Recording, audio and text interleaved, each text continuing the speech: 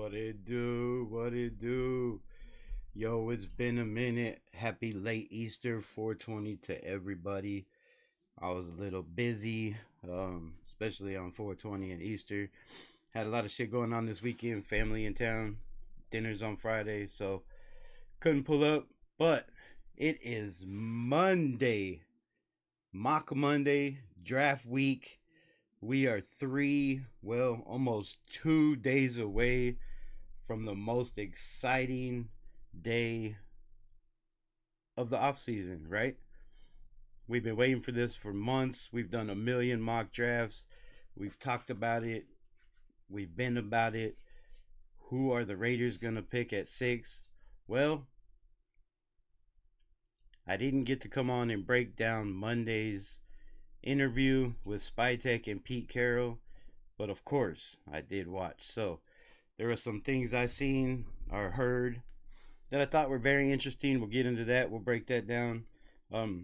Also, we have PFF's latest top 100. There are some big changes at the top, in the middle, all around their board. We'll break that down. We'll get into all that. Of course, live on Raiders Unleashed. No, I'm not going to play the video. I got a new one I'm working on. But shout out to everybody in the building. Hawaiian Candy, John Leone, what's good, my man? How was y'all's Easter? Let me know. Was it good? Do you celebrate Easter? Do you celebrate 420? Let me know. Let me know. But yeah, so crazy mock drafts. Not mock drafts, but top 100. A little bit of changes, right? Of course, everybody knows Cam Ward, just because the position the Titans are in at number 1, is going to be the number 1 pick, or is he? Could be a shock of the world. You never know in the NFL. But consensus is my man, or not my man, but the man, Cam Ward will be the first overall pick in the draft. But top 100 players. I guess I should pull it up so everybody can see. Hold on. That'd probably be nice. Very nice of me.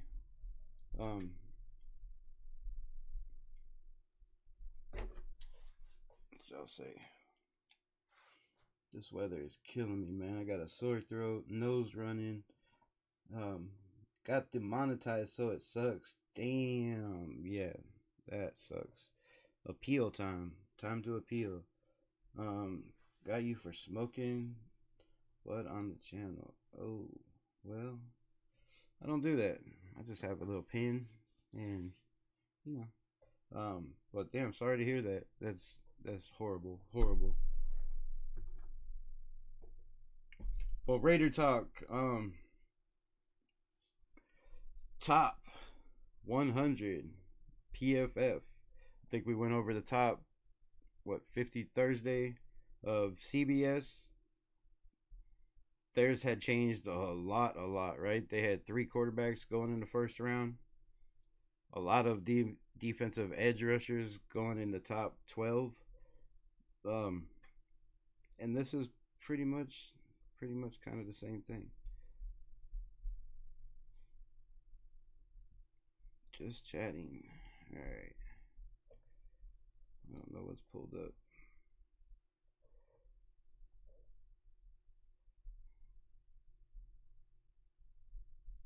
Time out.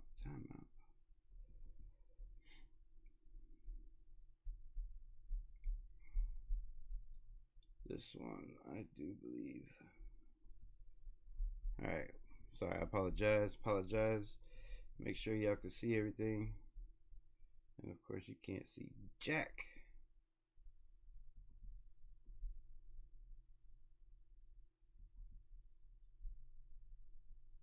Alright, let's go with that.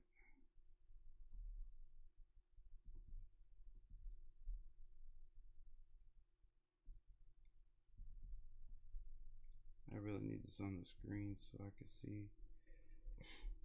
But I'm going to try this.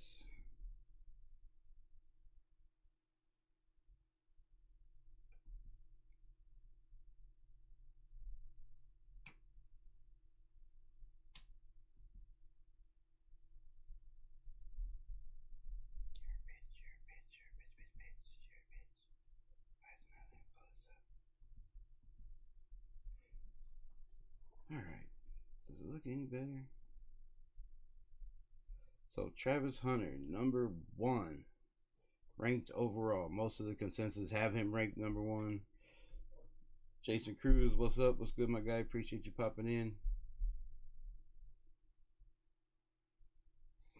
I'm just waiting for this shit to catch up, but if I'm looking at my phone, it's never going to catch up. So we have Abdul Carter, number 2. Some have him going to the Giants at number 3. Travis Hunter going number 2. Of course, Cam Ward going number 1. They have Ashton Genty as their 3rd ranked player, top 100. That should scare some people. If you're thinking Ashton Genty is going 6 to the Raiders, or if you're thinking the Raiders are picking Ashton Genty at 6, we'll go over that here in a bit. Couple things they said in the press conference again kind of makes me think otherwise, right? Is it all smoke? It is that type of season. So when you got a guy that a lot of people say should not be picked in the first round because he's a running back, definitely should not be picked in the top 10 because he's a running back. I disagree. I've argued to the life of me. I'm not going to argue that. You can see his numbers over here on the side. 2024, 94.9 overall grade. 2023, 94.9 overall grade. 2022, with only 343 carries instead of over 500, 89.5 grade. So 20th, first, and first the last 3 years. Numbers don't lie, right? That's what they say. Numbers don't lie.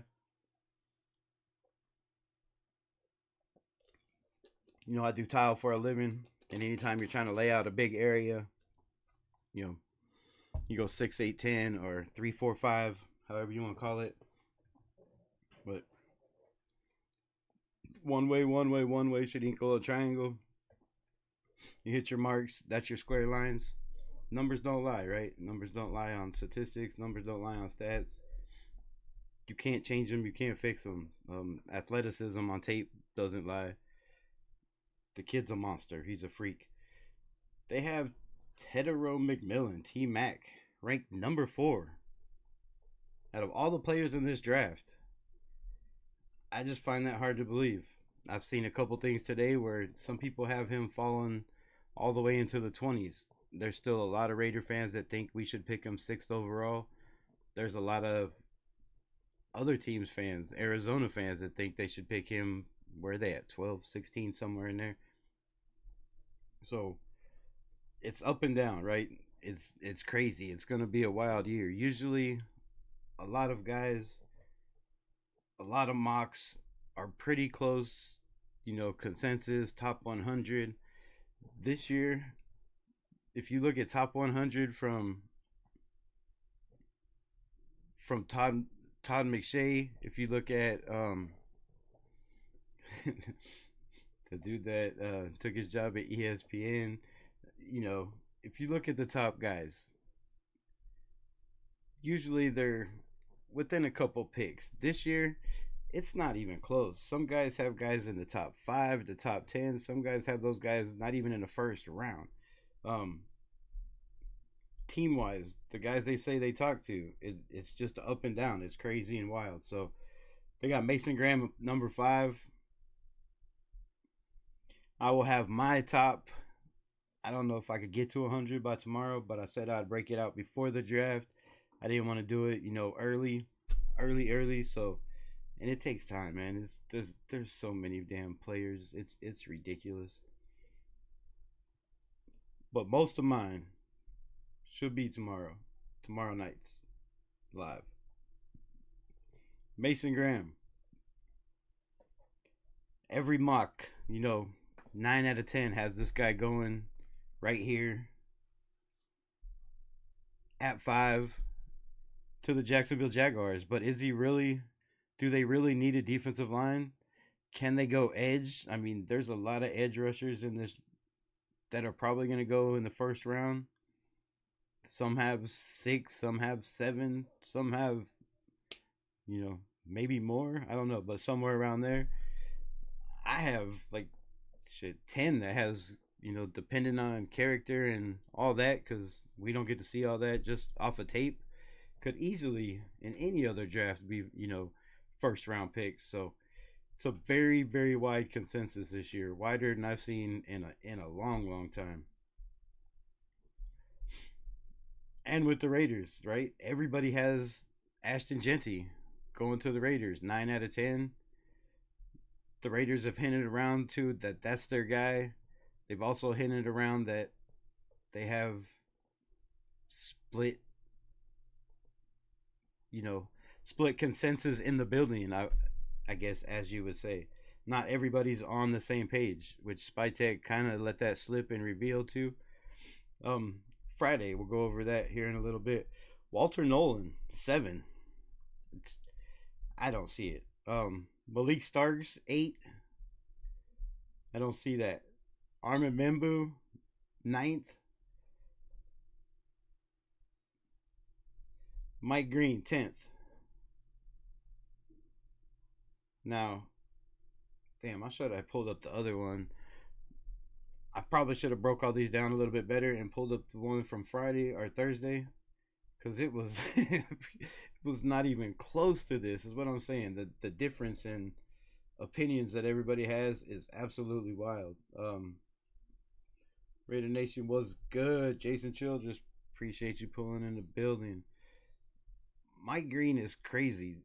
Some people say he's up there with Abdul Carter. I do a lot of stat checking. PFF, their pressure wise is like 3% off. Um, Tackles, for loss, all everything, all that, every stat you could think of it's a lot closer than people think, in my opinion. So somebody could definitely move it into the top 10 and take an edge rusher. A guy like Mike Green, um, Jahdae Barron. The last three, I think four. I think we've done four different runs. Where we did Mel Kiper's top 100, um, Jordan Schultz, I think top 100. I don't know, somebody else. CBS. I think we did Yahoo's, um, and we did PFF's like the beginning. What their rankings are. This is their, I think, latest one that I could find. Anyways, so which it is, because they had Jahdae Barron way lower. Jahdae Barron, a guy that I keep saying the Raiders could possibly take at 6. It wouldn't surprise me at all. Now we're gonna talk about the maybe a little bit of um flip flopping on who the consensus in the building are. Spytek mentioned if everybody doesn't agree on the pick, maybe it's not the right pick for the Raiders. So to me, that led to a lot of speculation and a lot of maybe changes, or um, what direction they're willing to go, or the plan that they have in order to go. So Jahdae Barron is special. Now, of course, we need a slot. We lost Nate Hobbs. That would be crazy. Absolute crazy. To have this man covering the slot, you know, play that nickel role, could also play outside. It really doesn't matter where you have to put him. So he could be versatile at a lot of positions, which would help because we run a lot of different schemes. Like, we don't always run a 4-2-5 in Patrick Graham's. They mix it up a lot. And it would, give us a chance to probably play a little more, man up front, in my opinion. I think the guy is just an outright stud all around. Also, they mentioned they're willing to trade back, which we've known. We've all said there's a lot of people talking trade back, been talking. That's the best value for the Raiders. But is it really? Is it really? If you have a guy like Ashton Genty sitting there, is that the best pick for the future to maybe get another second round or another, third round? I don't know if that's the right direction. So we'll get into that. Tyler Warren at 12. I've said a couple times, I believe there's going to be a tight end in the top 10, and Tyler Warren is definitely that guy. 22 years old, 6'6", 261 pounds. They put him in the Wildcat to play quarterback. He's lined up at fullback. Like I said, the man lined up at center, caught a touchdown pass. It, it's just I can't even fathom the shit you could do in the NFL with a guy like this, with his strength, his versatility, and any team would be crazy to pass on a guy that, especially if you need a tight end. And there's a lot of teams that could use tight ends. I think what four teams in the top. I think four teams in the top 10 have tight end as one of their biggest needs, which a lot of teams don't always take biggest needs. But shout out to the 8 people in the building. Jahad Campbell has moved up to 13 on this list. Um, they had him at 15 or 17 on the CBS list that we did Thursday. I do believe it was CBS. A linebacker that could play anywhere, right? You can put him at Mike, you can put him at Sam, you can put him at Will, you can put him at that kind of Leo where you know he's not the edge. You line up another defensive lineman out there, and he's kind of just roaming around, playing edge, rushing off the edge as the as the Sam. So a lot of versatility. His speed is crazy. 244, 6'3". Some people say he's a little bit too short, to play the edge or to get through some of these guys. But sometimes we all know if you can get underneath these guys, leverage is key. If you can get underneath these guys and you have the speed and the quickness to get by them, this dude is scary, scary. Linebacker is a huge, huge need.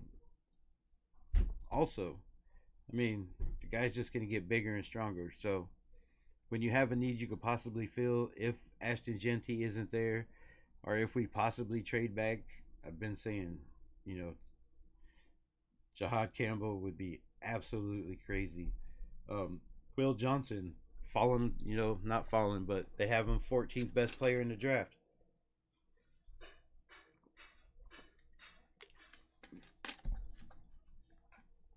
If the Raiders have him, I mean, if PFF has him rated as the 14th best player in the draft, to me that's a reach at 6, right? And not everybody has him rated there, but somewhere around there, close to there. Not everybody has him in the top 10. And to me, taking a guy, yes, if corner's your biggest need, some could say he's the best corner in the draft. That's not named Travis Hunter. Some say he's better than Travis Hunter. I gotta argue Jahdae Barron is right there in there. Some people will argue that, but 14, I'm not, taking at 6. I was questioning, you know, Jahad Campbell, which to me is a way bigger need, having a linebacker that can cover on the outside, that can pretty much do anything you ask. He's the best cover linebacker in this draft, not even close. Um, where is sorry, and Jahdae Barron at 11. So 11 to 6. Again, if that's your guy, go get him. If you feel that's your guy and your guy's not there, Colston Loveland, 16. Um, Donovan Ezeraku, another edge rusher that could easily go, you know, top 15, 12. There's teams like Cincinnati.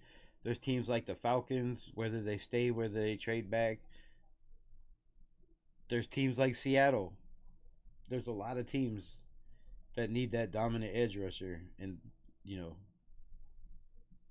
why not take him? Right? Why not take him? And he flip flops. Some guys have him in the late 20s to 30s. Some guys have him going in the second round.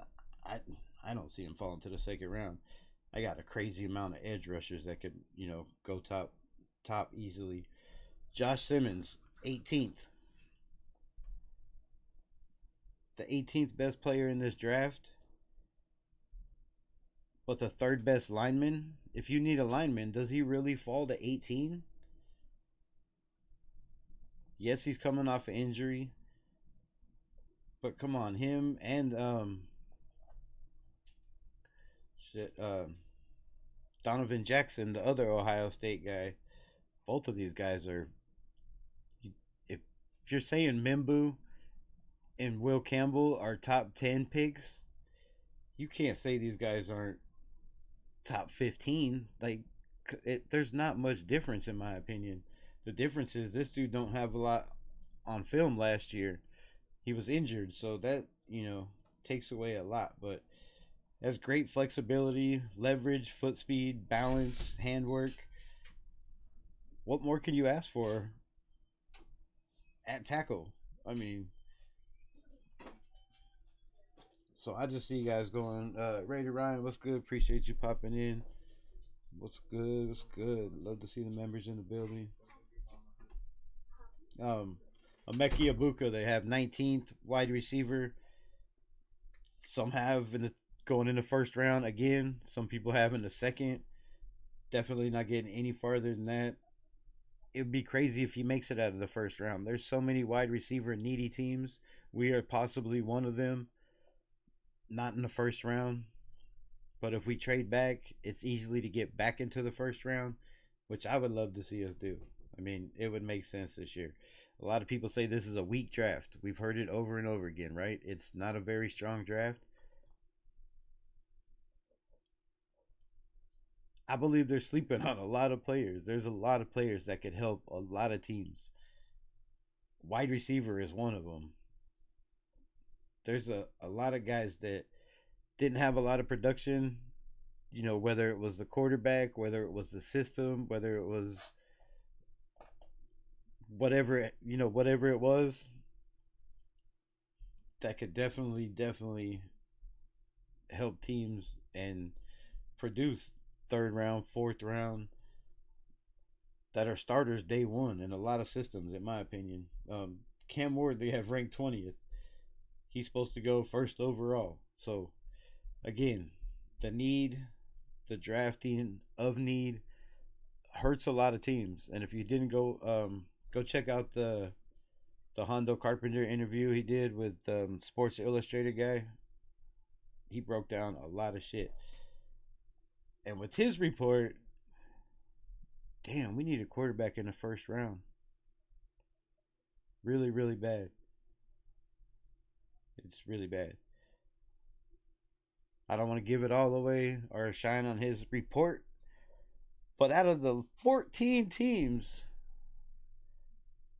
that made the playoffs this year, 12 of them had a quarterback taken in the first round. That kind of changes a lot, in my opinion, whether you have a quarterback or you don't have a quarterback. Our quarterback wasn't taken in the first round. So, he was supposed to be. Everybody thought he was going to be. He fell to the second round. That's a big thing. Jack Ken in the building. What's good? Appreciate you, my brother. You and Raider Ryan, how was your weekend? If you celebrate Easter, how was that? 420, how was that? Let me know how it was good. Was it good? Hope everything was great. But again, position of need can kill you sometimes. Kenneth Grant, 21. They have him the 21 top rated player out of 100. They got this man going in the late 20s, 30s, some people in the second round. So the reason I'm doing this is just to prepare people that if you think the Raiders are taking a guy because it's a lock, because they say it's a lock, or every mock draft and every content creator says it's Genty, it's got to be Genty, I wouldn't be so sure. I don't want people having heart attacks. You know, some of the people that watch are my age, and I don't want people expecting one thing at number 6 and it being like a not okay. I don't know how to word this. Not the quality of an Alex Leatherwood pick, but the awe of a Alex Leatherwood, right? The awe of a Tyree Wilson. What? Tyree? What? You? Yeah, that kind of thing. I'm just saying. I'm just saying. Be prepared. Be prepared. Be prepared for a trade back. Be prepared for a oh my they did not just pass on this guy type type shit. I'm telling you. I'm not a bud, but hit those. Well, shit, Jack.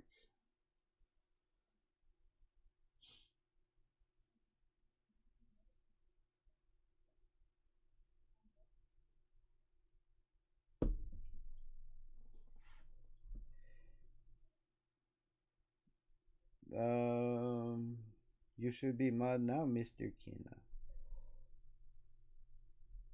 There you go. Calvin Banks.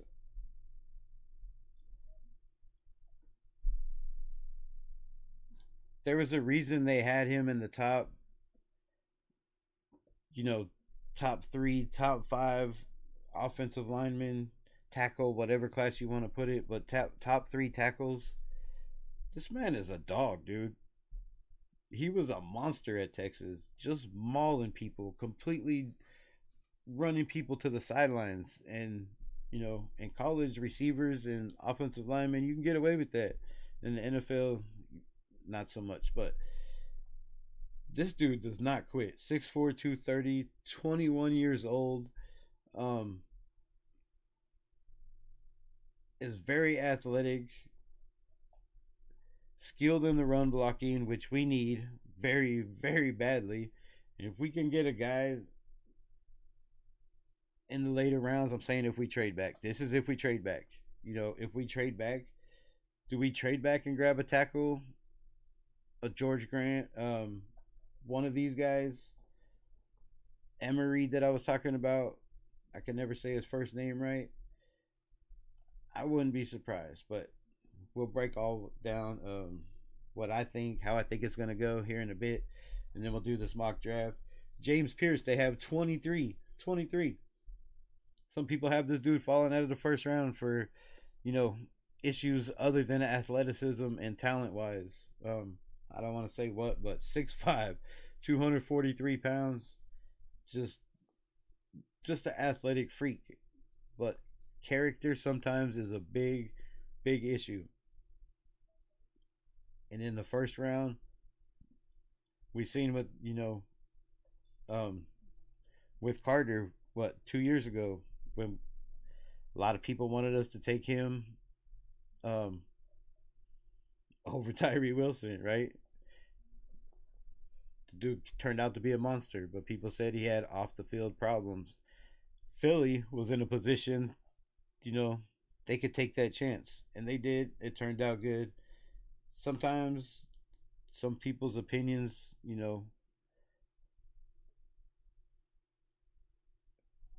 aren't always correct, is what I'm trying to say. But when you do top 30 visits and you have 20 people in the building or 10 people in the building and they all kind of agree on the same thing, then it might be a problem. Then it might be a problem. Um, Matthew Golden, you could say, is the number one receiver in this draft for his size at 6 foot, 195 pounds.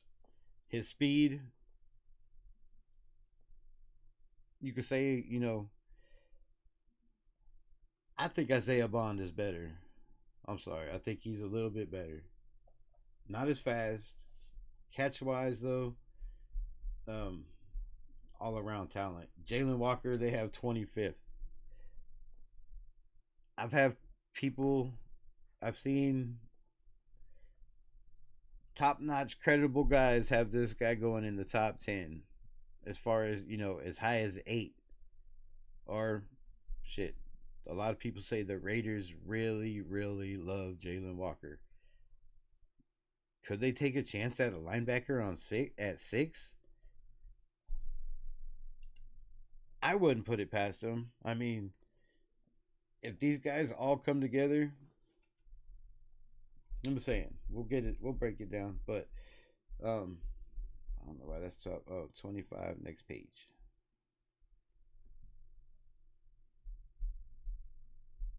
Holy son of a! That's not the next page. My bad.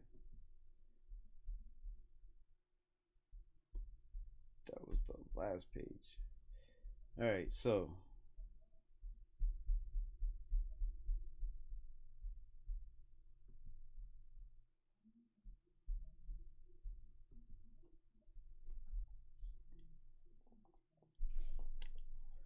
let me know. What would y'all think? Kenny in the building, only three peeps. What's up? What's good? What's good? No trade backs. Mason Graham, Genty, or Mimbu. I guess I wouldn't. I mean, I wouldn't be mad at any of those. I wouldn't be mad at any of those. However, damn, eardrum. Walker is a great talent, but small D end. I mean, you could say the same thing about Mason Graham. He has small arms. He's not the biggest guy. What is he, like 6 foot or something? Mason Graham is not that big, especially for a defensive tackle. Definitely way smaller. You good, Kenny? You good? Now you just got two colors. Oh, just one color. That's fucked up. But yeah, so um, let's break down what I think. Spytek. I was gonna show the video, but since a lot of people are getting in trouble for showing videos that I believe is NFL, it's Raider shit. They allow you to share the content. But lately, I guess that doesn't matter. So I've been running everything through to see if it gets, flagged or not.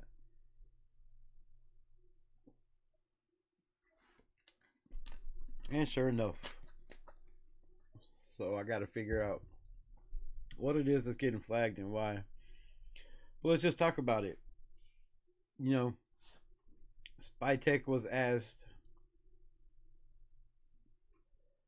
um, where they were at, right? Who they were picking, um, if running back was too high at 6, where he felt that running back. And of course, Pete Carroll leaned over and said, "Be careful." Now, is he saying be careful because Spytek said too much information? Last time he was asked about the number 6 spot and said his son was gonna pack up, run away, find another home if we didn't take Ashton Genty, all that. A lot of people thought that was Spytek blowing smoke signals. Some people thought it was too much information. To me, I still really don't know. It's questionable. It's very questionable. Where did Mimbu pop up in this conversation? Just out of the blue, people are like, "Don't be surprised if they take Mimbu." But I heard Spytek in the interview when they asked about the Colton Miller situation. He likes to know a guy, spend time with the guy, evaluate a guy, same as the draft. Get to know the person in front of him. I don't remember Mimbu being on their top 30 list. Now they could have talked to him before that at the combine, some other time, but a top 30 visit. I don't remember him being on there. If you're gonna draft a guy 6th overall, you would think you would want to get to know that guy, right? You'd have him in the building, you'd work him out, you'd do private workouts. Instead, it was Will Campbell, um, George Grant, right? George Grant, is that his name? Um, so to me, I believe that's a smokescreen. I just don't see him taking a guy that they didn't spend exclusive time with. They talked a lot about character, about wanting to win, about the love of football. You can't see that from tape, right? You have to talk to people. You have to take people out to dinner. You have to talk ball. You have to bring up scenarios. If you're in this situation, you want to know about guys' family, their upbringing. You can't learn that shit watching tape. So to me, I think that's could be a smokescreen. However, there was what five? I think 5 or 6 quarterbacks that they brought in, right? Shador, Jackson Dart, um, was it Kyle McCord? That other kid that was in the Shrine Bowl. I'm sorry, I don't know his name. So, and he alluded to there was a reason they brought those quarterbacks in the building.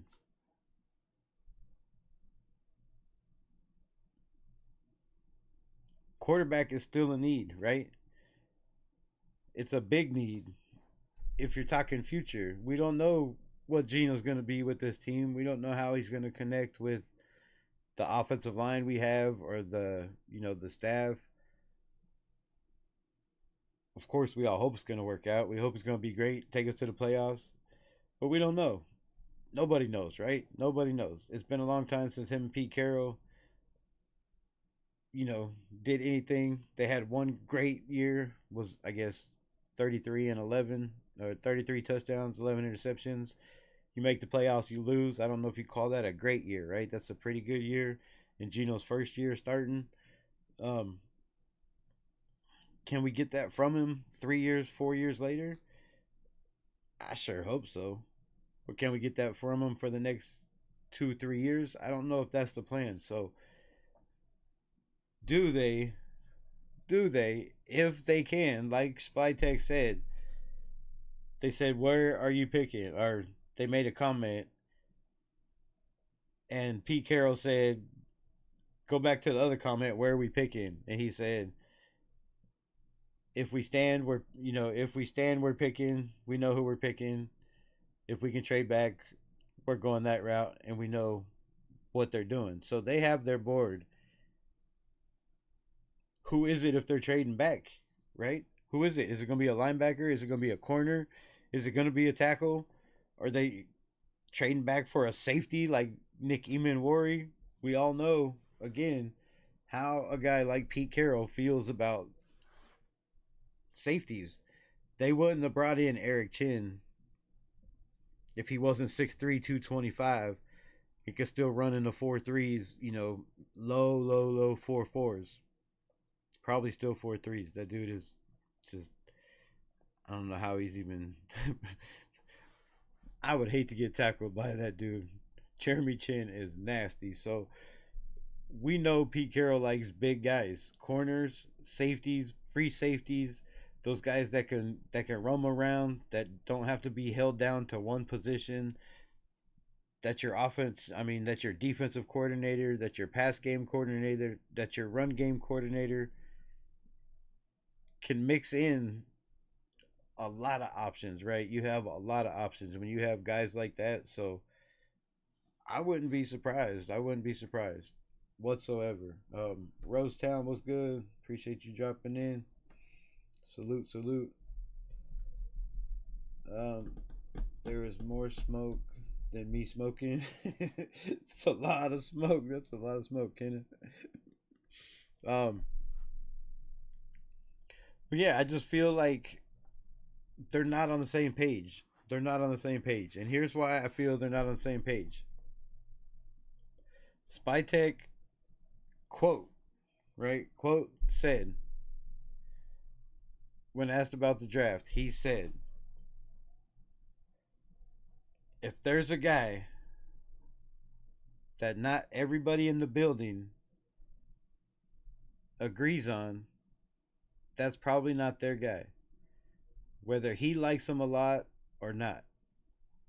So that tells me by that statement, because again, this is first time general manager, right?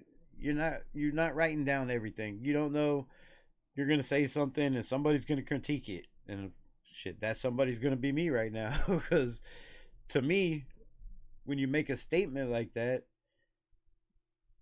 whether it's smoke or it's not smoke, that's just him saying, I really like somebody, and not everybody in the building is on board with that somebody, right? That's the vibe I got. That's what I got from that statement. Now, if everybody's not on the same page, do they trade back and go for more of the consensus in the building? Because he said everybody in the building has to love that guy, has to be all in on that guy, right? And if everybody's not in, maybe that's not the right guy for us. And Pete Carroll said, so we probably won't draft that guy. So are they all in on Ashton Genty? Is there somebody in the building? Maybe somebody that owns part of the team. Maybe somebody that, you know, owns most of the team, or mother owns most of the team, or however you want to put it. The owners, the upper brass that are saying, we still want Shador. We still want Shador at 6. Right? I don't know. That's my feeling. That's what I get. I think somebody does not want a running back at the 6th overall pick. And I'm sure they probably don't want a corner or a linebacker,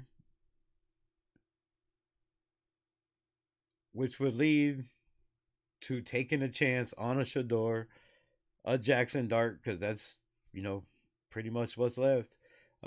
Jackson Dart, Shador are going offensive line.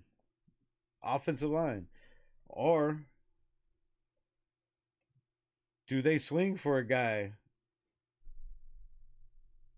like Mike Green if he's, on the board at 6? Maybe they feel he's the next Abdul Carter, the next Khalil Mack, the next Michael Parsons. The Raiders had a chance to take Michael Parsons, I do believe. Or I think they would have had to move up a little bit. But I'm pretty sure he was there. And we could have took him. We didn't. Maybe I'm wrong. But mistakes after mistakes, when there's a guy that high on the board that is rated, one of the top guys coming out, would have been one of the top guys last year, probably the top guys the year before. Can the Raiders pass on that? Can the Raiders pass on that? We still don't know what Malcolm Kuntz is going to be this year. Is he going to be the Malcolm Kuntz he was at the end, of the 2023 season? Are we going to get that Malcolm Kuntz? Hopefully, right? That's what we're all praying for, 12 million. We hope we get that guy, but we don't know. And you have to have a backup. My guy says Eamon Mori safety at 6. Oiler Titan. That's what I've been screaming. I don't know about 6. But if anybody would do it, it's Pete Carroll. 100% Pete Carroll. We've been over and over and over the draft picks Pete Carroll has taken. The guys he's taken from each team when he's picked in the first round. He took a safety, right? Cam Chancellor. He also took somebody else. I can't think of the name right now. But he also taken 2 offensive linemen, a tackle, and a guard later in the rounds. And he also take, a defensive edge rusher / linebacker type guy that could do pretty much everything, right? You could put him anywhere. So I would not Furpaul was good. Appreciate you pulling up. I would not put it past him. And maybe that's part of the conversation, right?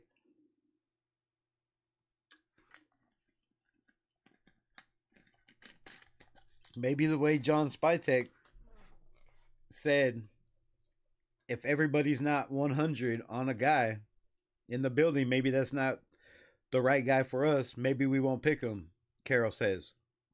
They kind of looked at each other and laughed. But Spytek said, even if it's a guy I really, really like. And then he went on to talk about how he favors the running back, right? He comes from Michigan. All they do is run the ball in Michigan. It was inbred in his blood. That's what he likes to do. Run the ball.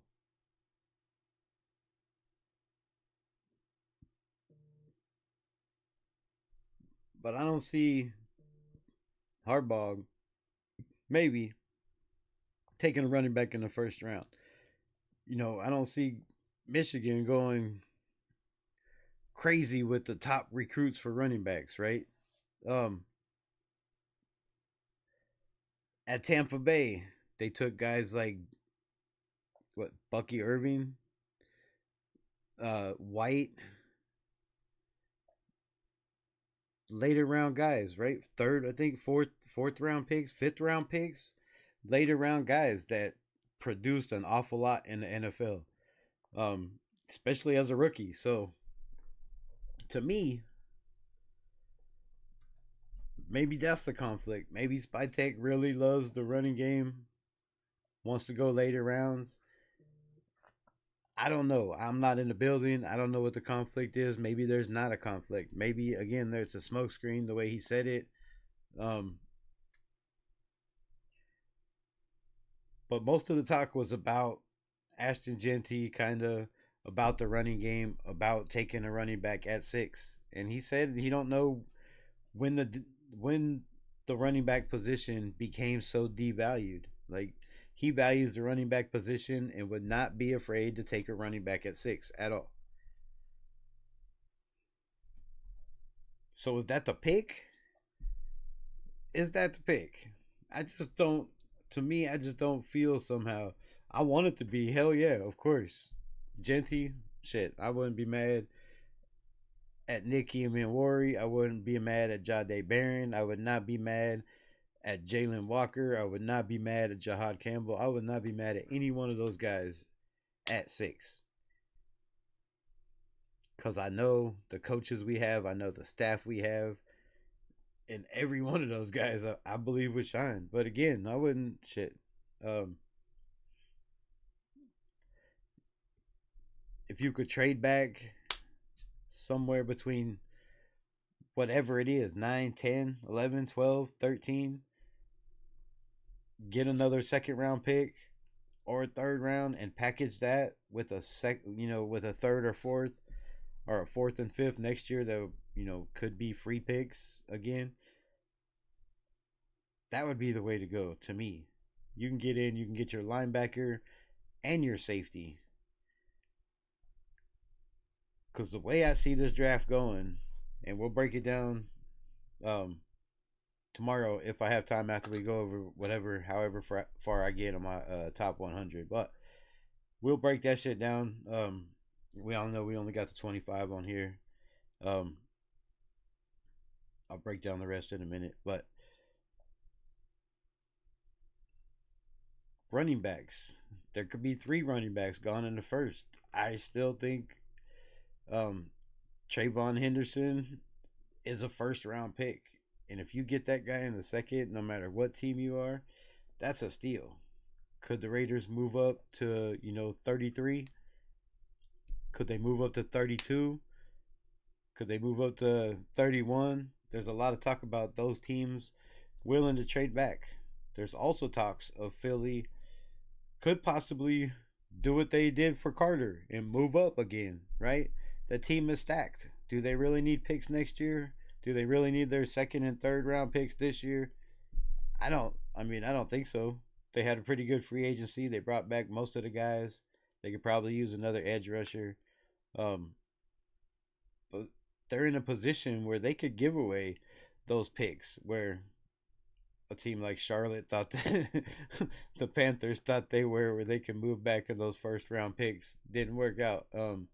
Chicago's another one of those teams where I don't know why they would have to, but if they did, they're in a position to, right? They have enough picks where they could easily move up to get any guy they want to.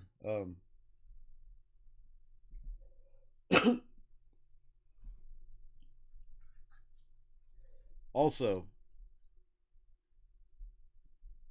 the Rams. Do the Rams stick and pick? They were so close to beating Philadelphia, right? Was it Philadelphia? It was a Philadelphia game in the playoffs. You know, a team again. I talked about being 1-4. The Rams came storming back with McVay, with Matthew Stafford, an injured, roster. Jared Verse. They went and got Braden Fisk, two guys that played on the same team. Those guys dominated the defensive front. They were a problem. They were a problem for every team, even the Philadelphia Eagles. And if it wasn't for a play or two or a missed tackle or two on Saquon, that game could have went easily a different way, and the Rams could have easily been in the Super Bowl last year, in my opinion. They had the defense, they had the offense. Uh, Sometimes football's a game of inches. Could that team move up and get a piece they need, whether it be they got a damn good running back, but whether it be a corner, another piece on the offensive line to protect Stafford, that wouldn't hurt. He was getting rushed nonstop last year, constantly. Um, so there's a lot of teams, man. There's a lot of teams that could move up, and a lot of talk has been teams don't want to move up, which I can understand. The word is there's not a lot of talent. I just think that word is wrong, bro. I think there's an awful lot of talent in this. What the fuck happened? Sorry, I'm trying to get back to this page. I think there's an awful lot of talent at lower rounds, which, if I can get to this in a second, we will show here in a minute.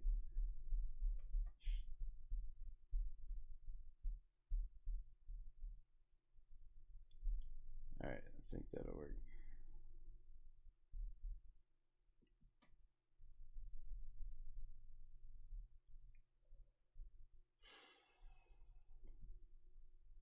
Fucking mouse is fast. All right, North Carolina's Marion Hampton. I could probably be up here. I think that'd be better.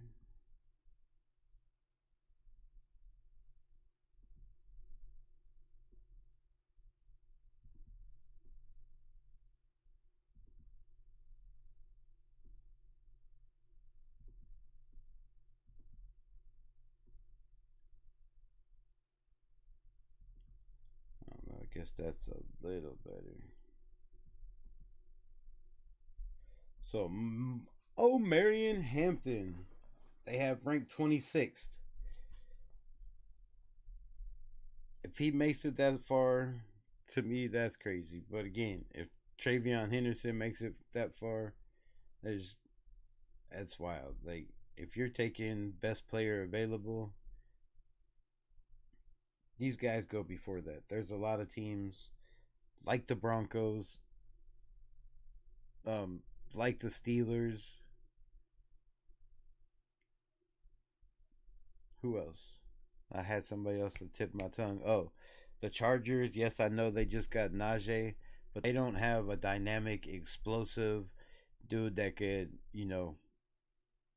be gone for a touchdown where nobody's catching him anytime he touches the football. And yes, I know. I hope neither one of those teams get Omarion Hampton, but there's a huge possibility that he could fall to those guys.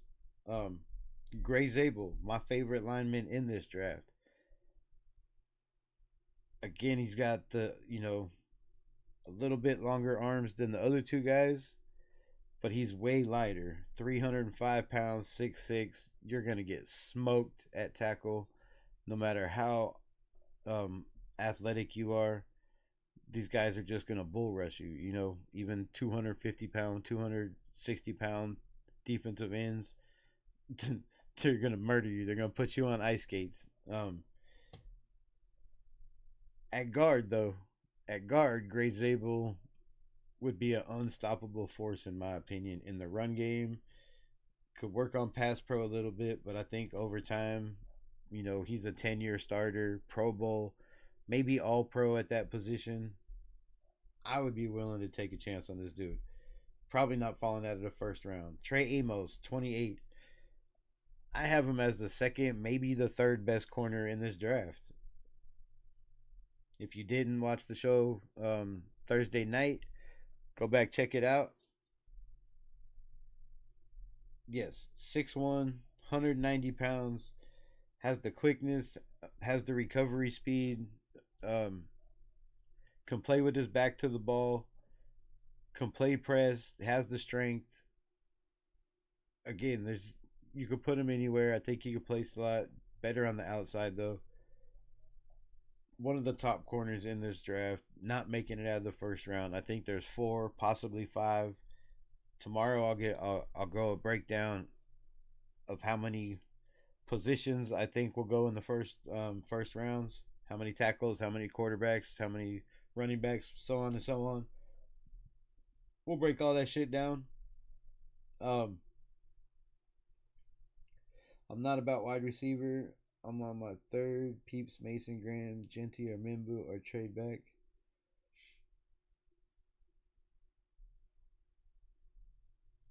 Rice wasn't the fastest. He was smooth, bro.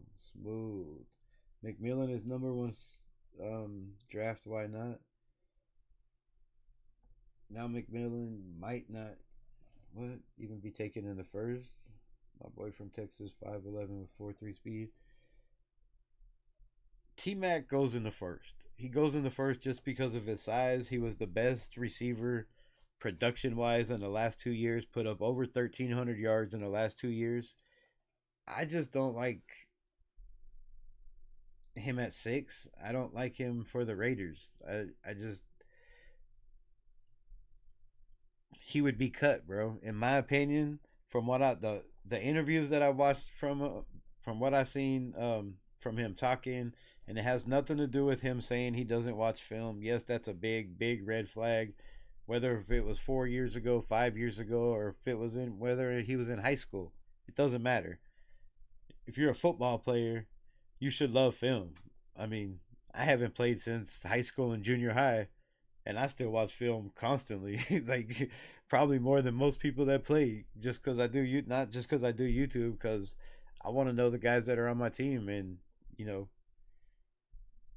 who should be on the team. That's shit. It's just something I like to do. So I love breaking down these dudes, watching prospects. And if you're a player and don't want to know what your opponent's gonna do, like to me that just doesn't show me the love of the game. If you want to get better, Michael Jordan could tell you every play the other team was running. LeBron James constantly points out plays, even in the playoffs. Like, bro, you're supposed to be over here. You're going that way. What are you guys doing? We talked about Max Crosby telling Bo Nix, come on, call the play, man. They don't know what you're saying. Speak up. Like, telling guys, you should be over here. You should be in motion. Like, those guys are the greatest for a reason. They study their ass off. They know everything their opponent's going to do. They could look at Max Crosby, even though he plays defensive end, he can tell when he stands up and looks side to side, how many receivers are on one side, how many are on the other, where they're lined up, what the formation is, what those dudes are probably doing. Um, Probably could tell their blocking schemes just by, where their back is or where their tight end is if he's going in motion. Like, he knows what's coming. And it's not from guessing, it's because he watches film. So, guys that don't watch a lot of film or don't want to watch film, to me, I don't know. To me, that just says shit. I'm too good. I don't need to watch film because I'm better than everybody else out here. I mean, if you're that good, then yeah, so be it. But in the NFL, it's different. Without film, you're gonna get cooked. And if they, you can't be a Jamarcus Russell, bro, when they give you a VCR tape, and that shit is blank, and you go home, come back the next day, and they're like, over the weekend, and be like, did you watch that tape? And they say yeah, and they're like, bullshit, you're fired, bro. You're out of here. The tape was blank. Like, you can't do shit like that. So to me, that scares me. In the first round, that really scares me. There's a million guys I would take. Jaden Higgins, Jalen Royals, Alec Ao Manor, Um, not in the first round, but guys, I think that over time, and I don't know their character, but the videos I've seen, they seem like they love ball, right? They want to compete, they want to win. I don't know. I'm not saying he doesn't want to win. That's not what I'm saying, but character, bro, character. Spytek, Pete Carroll talked about character most of all, right? You gotta love this game, and whether the film is right or not, whether the interviews are right or not, I just don't see a passion. There's a difference between wanting to play the game, loving the game, and having a passion where, that's everything. All you do, all you want to do. I see Colton Miller and Myers getting extensions too. Mayer, Jacoby Myers, they both deserve it. They both deserve it. Um, you got Nick Scorton, 29. Josh Conley Jr., 30, a guy that I would not be mad if the Raiders drafted. Another guy that could easily, at 315, got to put on weight, but you could start him at guard. So I know you don't want to draft a guy in the first round, start him at guard. But late, if you move back up, would be great, right? If you get a running back, Ashton Genty, you move back up into the first round, or, if you want one of these top tackles, or what everybody says is the top tackles, because believe me, there's some sleepers you can get in the second round that I believe could be better than all of these guys. And we'll break that down tomorrow. But Josh Connolly Jr., I really like. Shamar Stewart, another guy out of Texas A&M, 6'6", 290. That shouldn't even be allowed. You should not be that big, that fast. Um, Another guy, first round, Benjamin Morris. They have him 32nd overall. I just don't see him unless there's a run on corners. Possibly being in the first round, there'd have to be 5 corners off the board, I believe, or 6 for him to go. So early second, I think all these corners, if you're a top 10 corner, maybe even 12 in this draft, I don't see you making it out of the second round. There's a lot of talent. It's kind of like the running backs. It's not a lot of top tier talent, but there's guys that if they're developed in the right system or just put in the right system, not even developed, if they're put into the um right press coverage, right zone coverage, whether it's quarters, um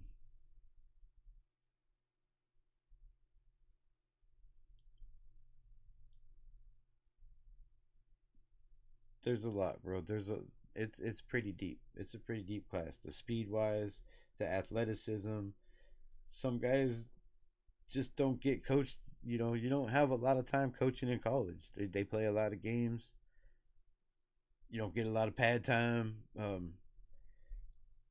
Guys moving in and out. They're only there 1 year, so it's hard to develop these guys. But if you go to put them on the right team, um, guys like Benjamin Morris, Trey Amos have a chance to be top corners in this league. I know Benjamin Morris has, a hip injury I think he had last year, which that's never good. We've had a player with a hip injury, didn't could have been the best running back of all time in my opinion. Didn't work out very good, but shout out to the 12 people in the building. Kevin Winston Jr., another guy. The tape is crazy, right? 2023 was nasty. Again, injured. Doesn't have the film or the reps or the tape or the production that he was supposed to in 2000 in you know 2024 last year. But damn, the man is good. Was way better in 2022, 79.5 grade on 114 snaps. 2023, 500 snaps, 82.9 grade. solid ass grade, right? 10th out of 855 safeties in 2023. Then the man gets injured, right? Plays 74 snaps. Grade wasn't that bad, a 61. Um, so injuries could slow guys down, like Will Johnson. Everybody wanted him to run, 4 4s. I guess 1/10 of a second makes a huge, huge difference in the NFL. But his 10-yard split, 20-yard split wasn't what everybody projected, what everybody thought. Kevin Winston is a guy that could easily be a first round safety. That's him, Nick Emanwari, who hasn't even come up on this list yet. In my opinion, Malachi Starks has all the talent in the world to to be one of those top dudes. And um, a guy that I really like evaluating players is Todd McShay, dude. I watched this dude from day one. I watched him back when he was, on ESPN. The dude has a knack, and he knows a lot of damn people, right? He knows everybody in the NFL, every GM. It seems like every manager, coach, like the information this dude comes up with, and just his evaluation over players is insane to me. But um, I don't even know why I brought that up. But he talks about a lot of these guys. Some he has way lower grades, some way higher grades. But if you haven't watched dude, go check it. His valuations. He also has some shit on Google that he sells. You can buy, but this dude has all the traits to be one of those top guys like a Malachi Starks that has been comped to some very very high safeties, top safeties right now. So, um, Nomar Norman Lott out of Tennessee, just another freak defensive tackle. Alec Ao Manor, safety or fucking receiver I was talking about, 6'2", 210, 21 years of age. They have him the 35th best player. I've seen him go third round. I've seen him even be there in the fourth round on a couple of mocks. It's hard to evaluate where a guy like that would go. To me, I can't see him going past the second round. If you need a receiver, I mean, the upside is there. The floor, it's it's solid, right? It's not going anywhere than it is. He's not going anywhere but up. So to me, a guy like that, I'm taking a chance. If I'm a team like, one of these teams up there, say the Broncos that need a receiver, say even the Eagles that take chances on guys like that. Uh, the Bills, right? The Bills could use another big time receiver again. Alec A. Manor could be that dude.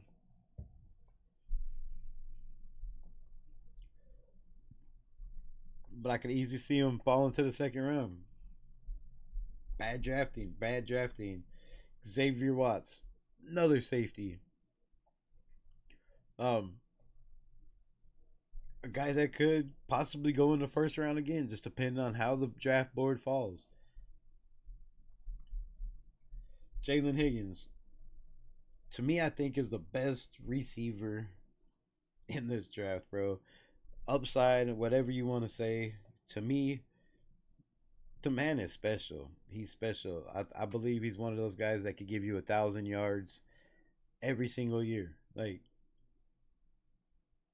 doesn't even have to be the right system. It doesn't matter where you put him.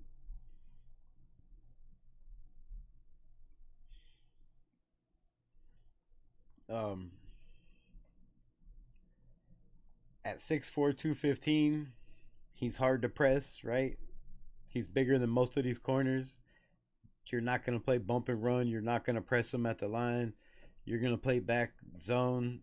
And He's not Devontae Adams, but the dude's got a hell of a route tree, and he's damn good at running routes. He's is big and strong when he plants his foot and cuts and goes.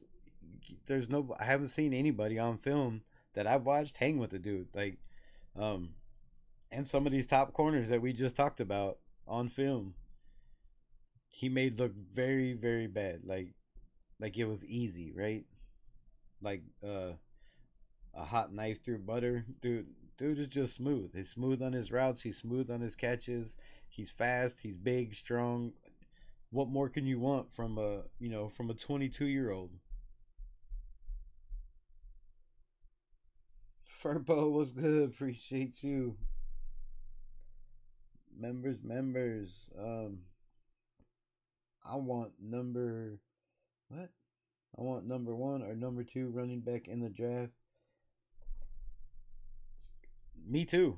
Me too. I definitely want Ashton Genty,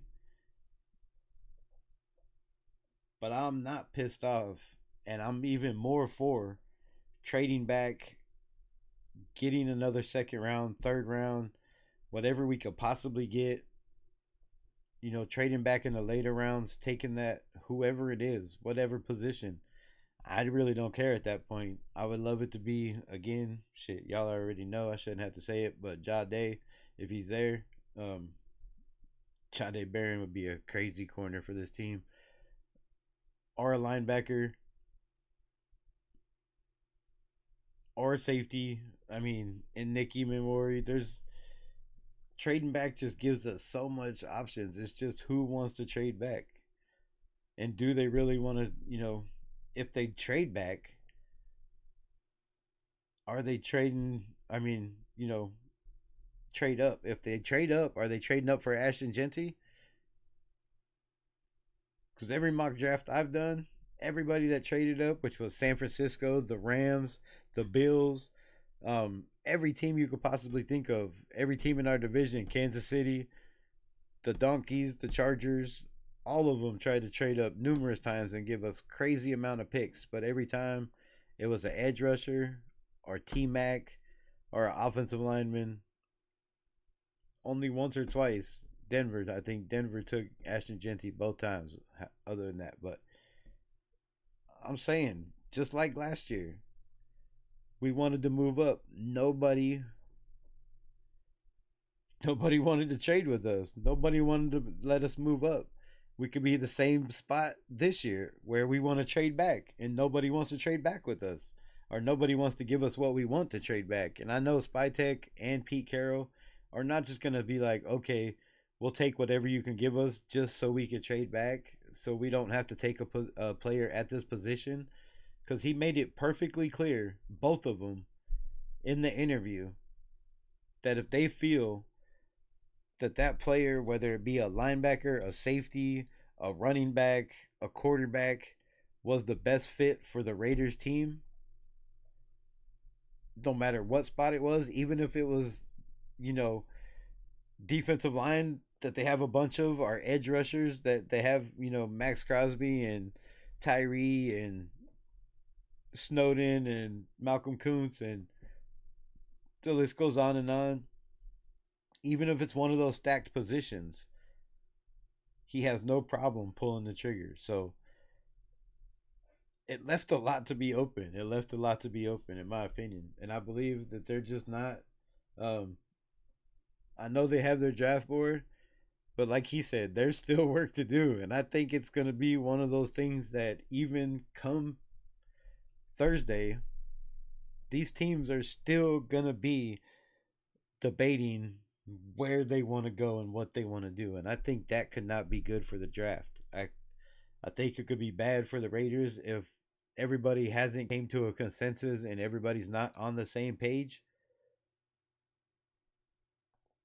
because then it leaves you to do what he said he didn't want to do, right? Take best player available. Um, Sometimes good, sometimes bad. They're gonna stick and pick. They know who they want, but is that guy gonna be there, right? there's a lot of questions. So draft night, bro, is to me gonna be absolutely wild. Um, Mikael Williams. Mikael Williams is gotta be top five, top three. I mean, shit, you could put him at top two defensive edge rusher in this class. I don't know how you could say Mike Green or Abdul Carter is better than Mikael Williams. I don't. Now, upside, possibly. But if you look at the injury on both of these guys, Mikael Williams was injured after, like, I think it was the second or third game. He injured his leg, but he wouldn't stay out of the game. He played injured, practiced injured, didn't practice as much as he should have because of the injury, but he played injured, and he was still one of the top five most dominant defensive edge rushers this year. So at 6'5", 265 pounds, he's only 20 years old. The man is unstoppable. There was a big reason Georgia is constantly one of the top teams, and it's because they get these studs like Brock Bowers, like just over and over again. The players that come out of here are crazy in Georgia, which is why a lot of teams draft Georgia players. But Mikael Williams is, again, not enough snaps last year. Not enough snaps.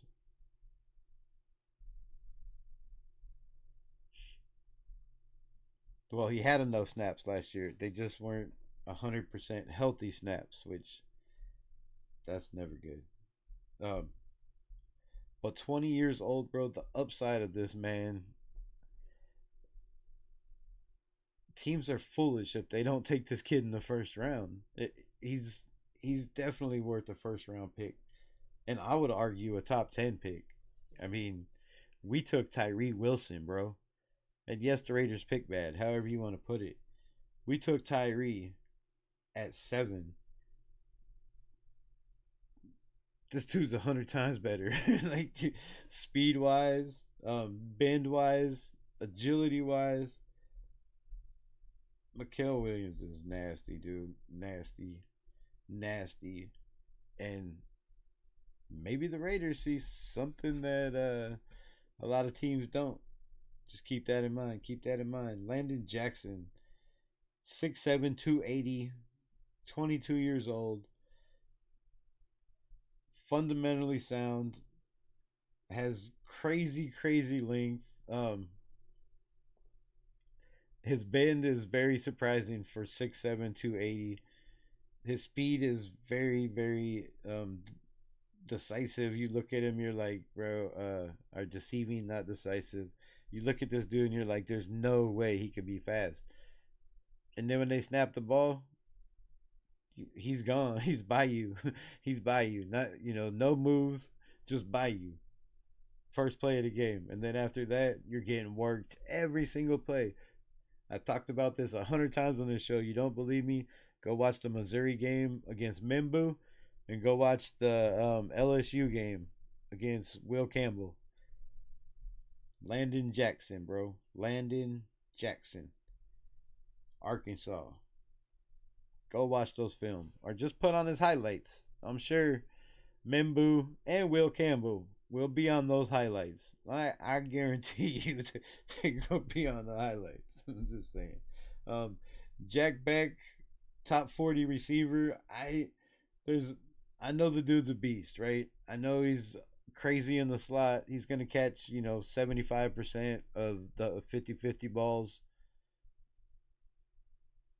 But still, he's only 6'2", 215. He's not the biggest, not the strongest. Yes, he could turn out to be that, DK Metcalf and pack on 20 pounds of muscle in the NFL. But he's an okay route runner. Decent acceleration. Enough to get open. In the slot, he's going to be nasty. Hard to cover at 6'2". Going to be a very big problem for safeties and linebackers. But his toughness, his grit, makes him a top receiver in here. Like, he doesn't drop a lot of balls. He doesn't lose a lot of contested catches. Just an absolute freak.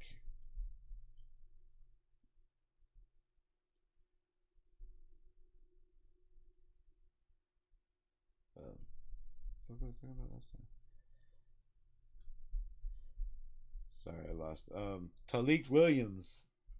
Like, I'm telling you, there's a lot of talent in here.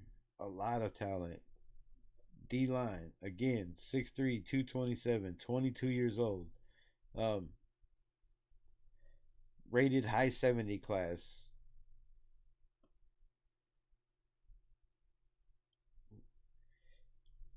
Rated top 60 out of 889 defensive ends. Like, that's pretty good. There's a lot of there's a lot of defensive ends and tackles in the NFL. Crazy. Um, Derek Harmon, I have a first round grade on. Absolutely. And we'll get to it tomorrow, but there's 5 players I think on this Oregon team that I have first or second round grades on. I don't know why people are sleeping on Oregon. Like, this team, didn't they go undefeated most of the season until the playoffs? Weren't they undefeated all year? I don't think they lost a game.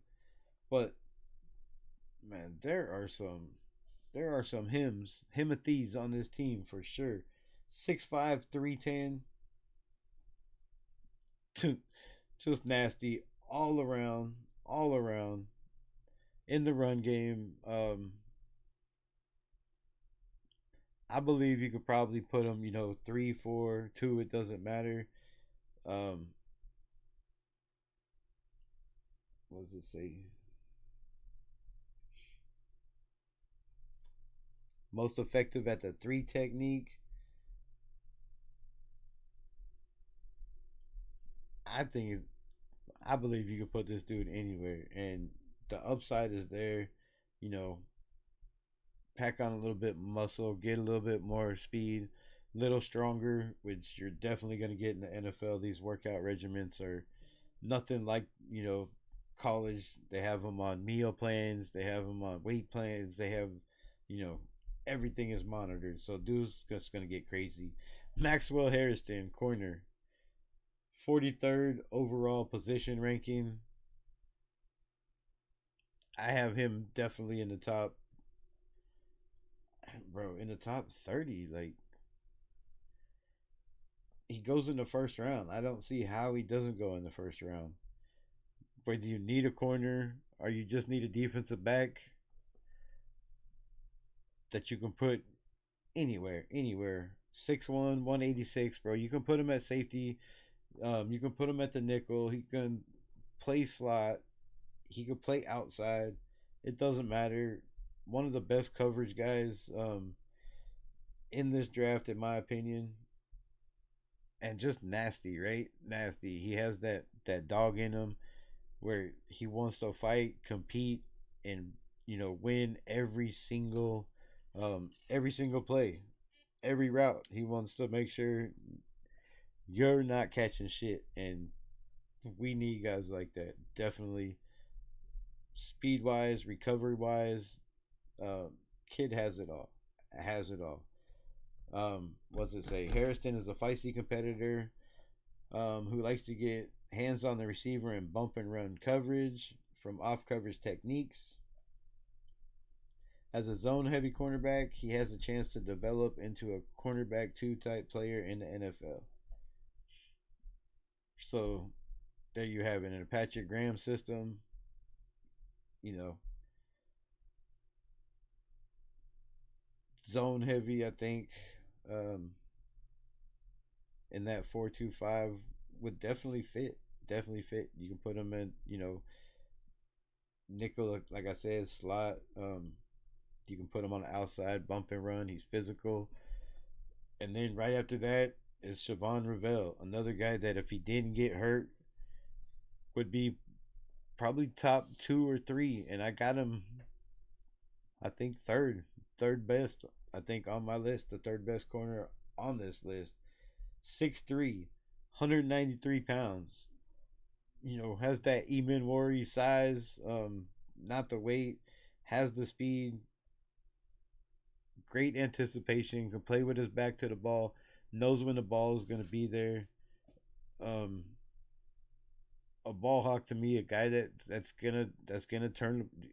He's gonna get turnovers for you. He's gonna turn the ball over. So a dude that ceiling is, I mean, shit.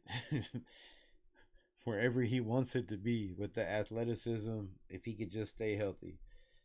Torn ACL, it's it's not great, right? You're running way harder than a quarterback. We've seen quarterbacks struggle over and over and over again with the torn ACL. Um, we've seen it with Kirk Cousins. We've seen it with Deshaun Watson. We've seen it with one of the greatest, Aaron Rodgers. We've seen it over and over again. Sorry, not ACL, but I was thinking fucking ankle. But anyways, uh, you know, ACL, knee, not another good injury. I don't know.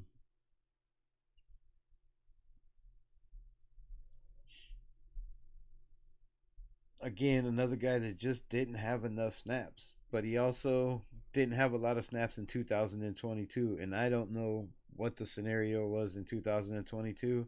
He played in 25 snaps. I don't know if it's just because he was, low man on the totem pole, wasn't doing enough to get on the field.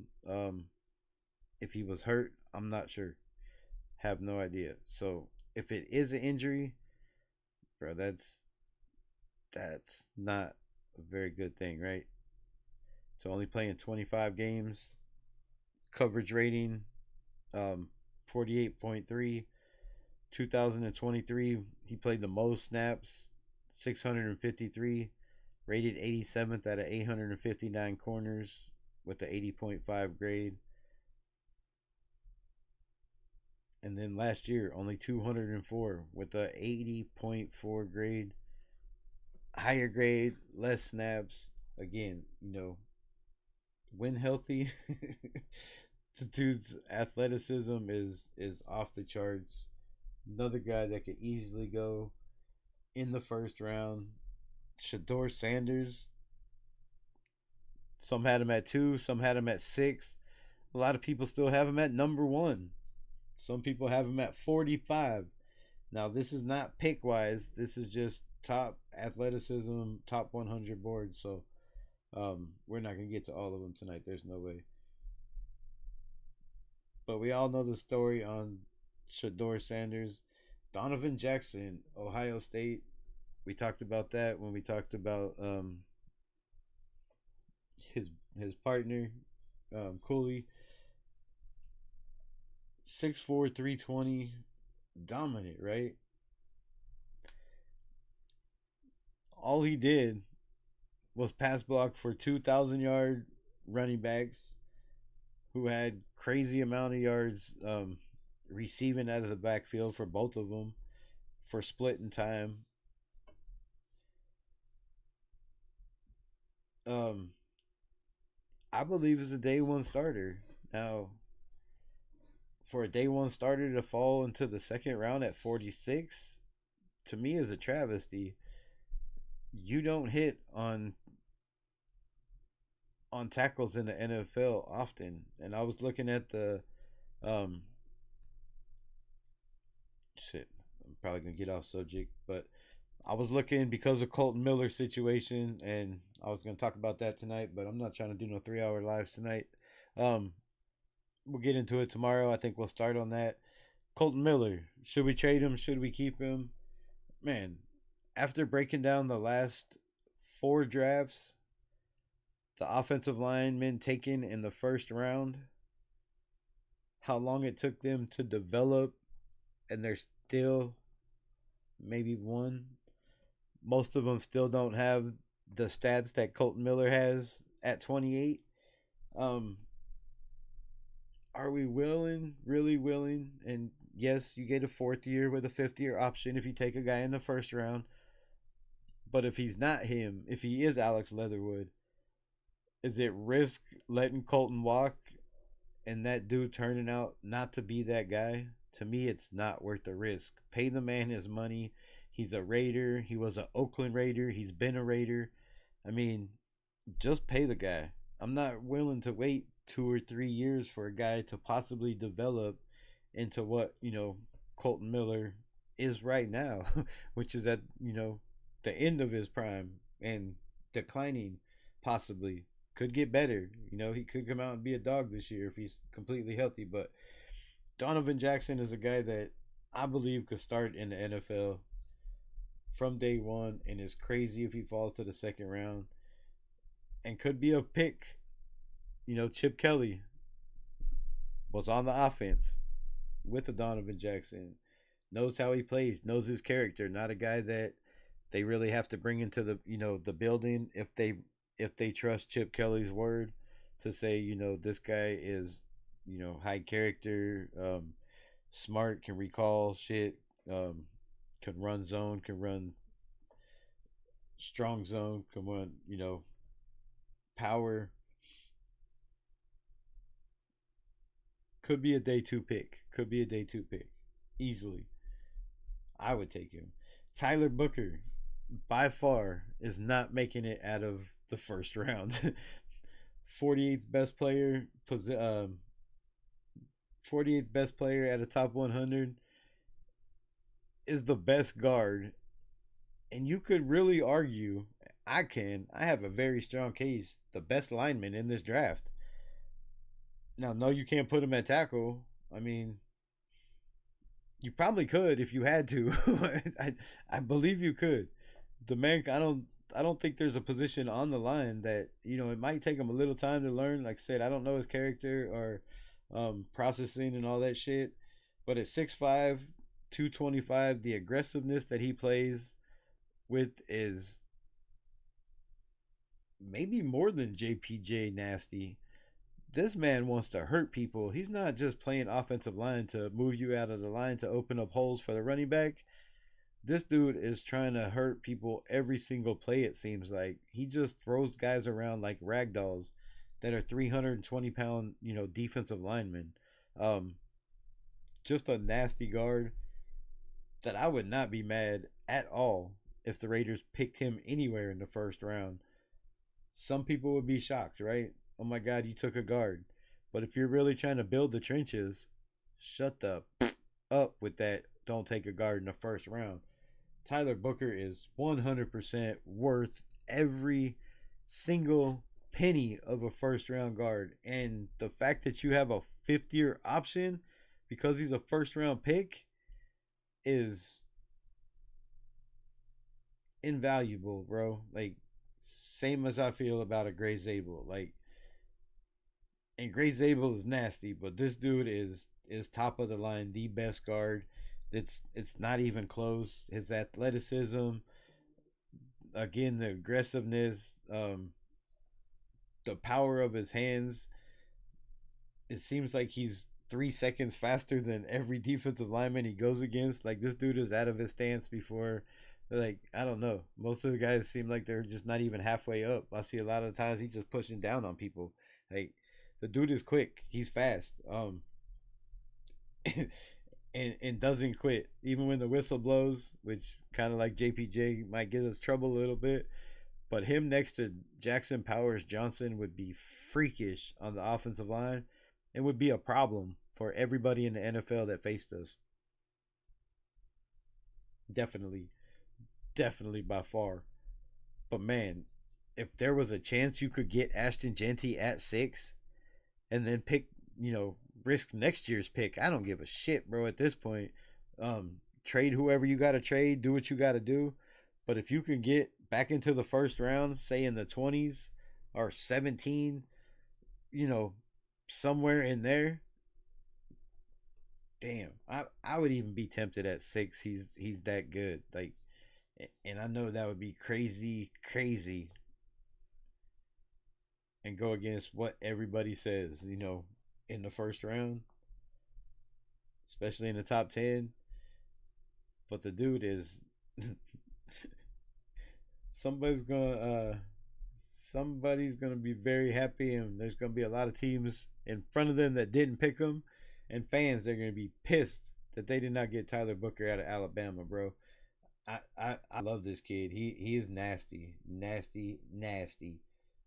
Just a personal choice, Mason Graham. What? Purple. My name is. What? My name is my name. Oh, Chucky smoked him. What's good? What's good? What's good? What's good? We getting Genty Pete leaked it. That's what you got out of that. I kind of got the other way. Now they might be covering it up. I don't know, but Darius Alexander from Toledo, nasty, nasty defensive interior that is easily second round. But the size, the speed, the strength, um, all the everything is there. The accolades that you want from a run stopper, from a pass rusher, in that interior defensive line. The only problem is he's 25. Or will be 25 in his rookie season at the start of the season. Not probably what you want to invest in the first round. Maybe not even in the second round, right? Um, but of all defensive linemen last year, he had a 90 grade, which was third out of 895 interior defensive linemen. Again, I think his age might be the only thing keeping from people taking this guy higher in the first round. Um, Priscilla Unamaline, I don't know what the hell how you say that. Um, Another edge rusher, ranked top 50. Some people have him lower than that, but that's the top 50. I think we'll stop there. I definitely ain't gonna get to my top 50 tomorrow. It's gonna be probably 25 the way I talk, as long as it goes. But what does everyone have in the first? Hold up, what is your name? How you say that? Cal Erican. uh, what does everyone have for the first wide receiver taken by the silver and black? I don't know who y'all got.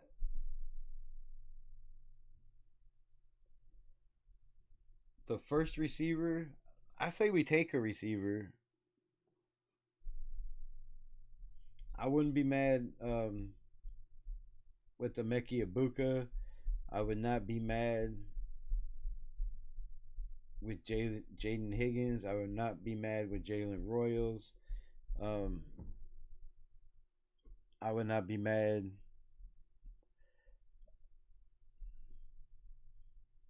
I probably wouldn't be mad with Golden.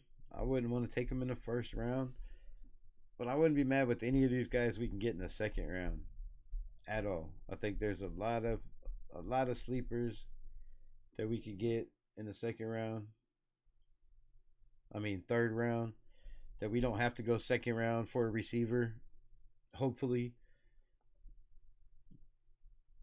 because if we go running back in the first, I would really love to see us go offensive line in the second, or move back up to get an offensive lineman to make sure that we're prepared for a running back, that we're just not going to waste time on this dude, that he's going to be one of these top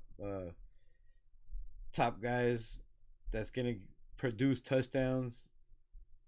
That's what I want to see. So if not, if we decide to go another route, like linebacker or edge rusher, which has been talked about, or corner or offensive lineman, then I think wide receiver is probably going to be like fourth or fifth round. So just all depends on how we go at six, in my opinion.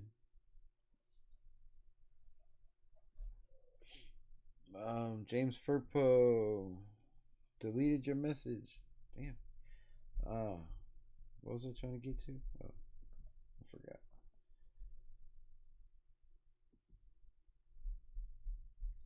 I'm getting a flipping headache, bro. So who's everybody have? The Raiders taking at number 6. Do you really think it's gonna be Ashton Genty? Or do you feel they surprise everybody, take a Mimbu?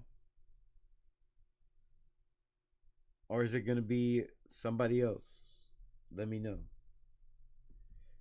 Do you have them taking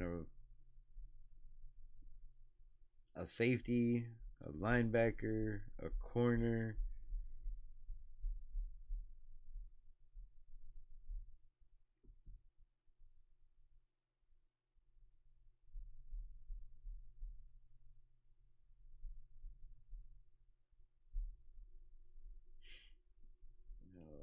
Position rankings. Not everybody's very talkative today.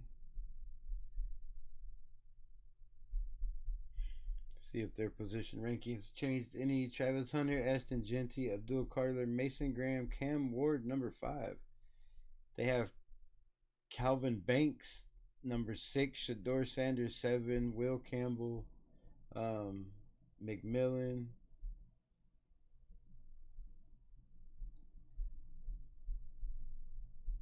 Damn, that shit's way different. Way different. Alright, so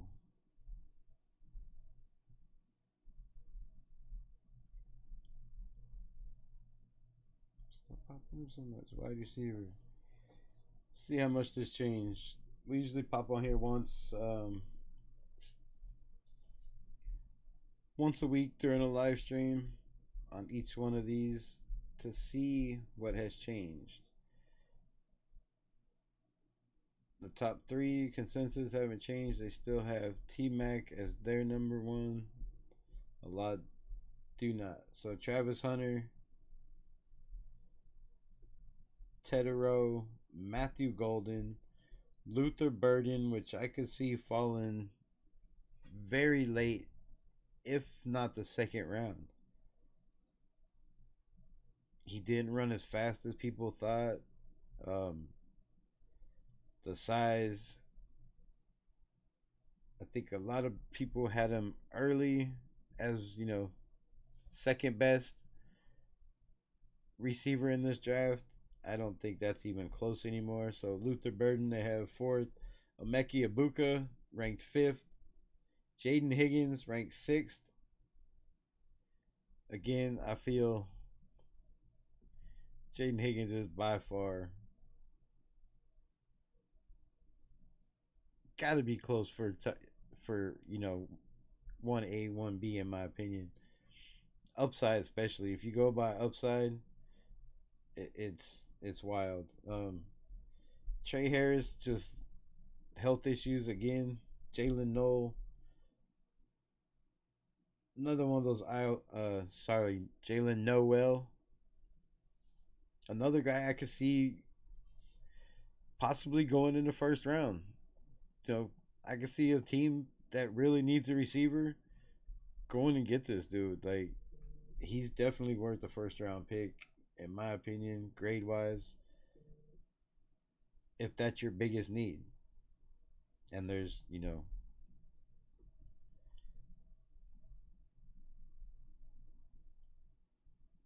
Jalen Royals, I would take this dude in the third round in a heartbeat. If I'm the Raiders, this is my pick. If he's on the board, you still need a receiver. Whatever happened in the first 2 rounds, whether you traded back, got more picks, whatever happened, if this guy sits on the board over Beck, I would have trouble over Alec Ayo Manor. Isaiah Bond's going to go in the first round just because he plays at Texas and he was the leading receiver at Texas over Golden. But if this man's sitting on the board in the third round, depending on who's there, not even really. He's a hell of a slot receiver. And yes, we have Brock Bowers, and yes, we have Trey Tucker who plays slot. Um, I think it's just too small to stretch the field outside. We need a big receiver. That's why I think it's Alec Manor, 6'2" with his speed is crazy. Um, but again, I just don't see us going in the first round a wide receiver. Now, if they who'd they bring in? Isaiah Bond and Matthew Golden for the top 30. I can't remember off the top of my head, but if they really like these guys, then I could see them easily taking a guy. So what I got, like I said, what I got from the press conference was that if there's a guy there that they don't care what the grade is, they don't care if it's an A grade or a B grade. They're not looking about what they think the grade is. They're looking at the guys that they have on their board that they think fit this team. And if it's a position of need and it's the best player on the board, it's going to take a lot to get them off that spot. Like, I would pretty much say that they are as locked if Genty is the guy, and it's throughout the building everybody believes that is the guy, that they're as locked on that pretty much as Cam Ward is locked at Tennessee at number one.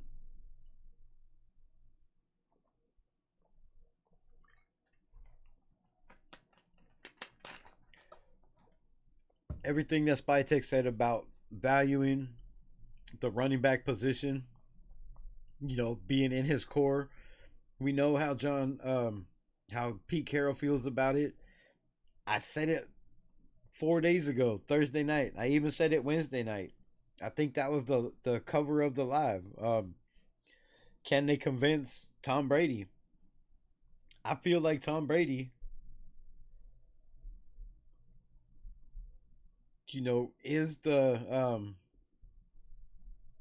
deciding factor, and I just don't see him being on board with taking a running back in the first round. Now, I could be completely wrong.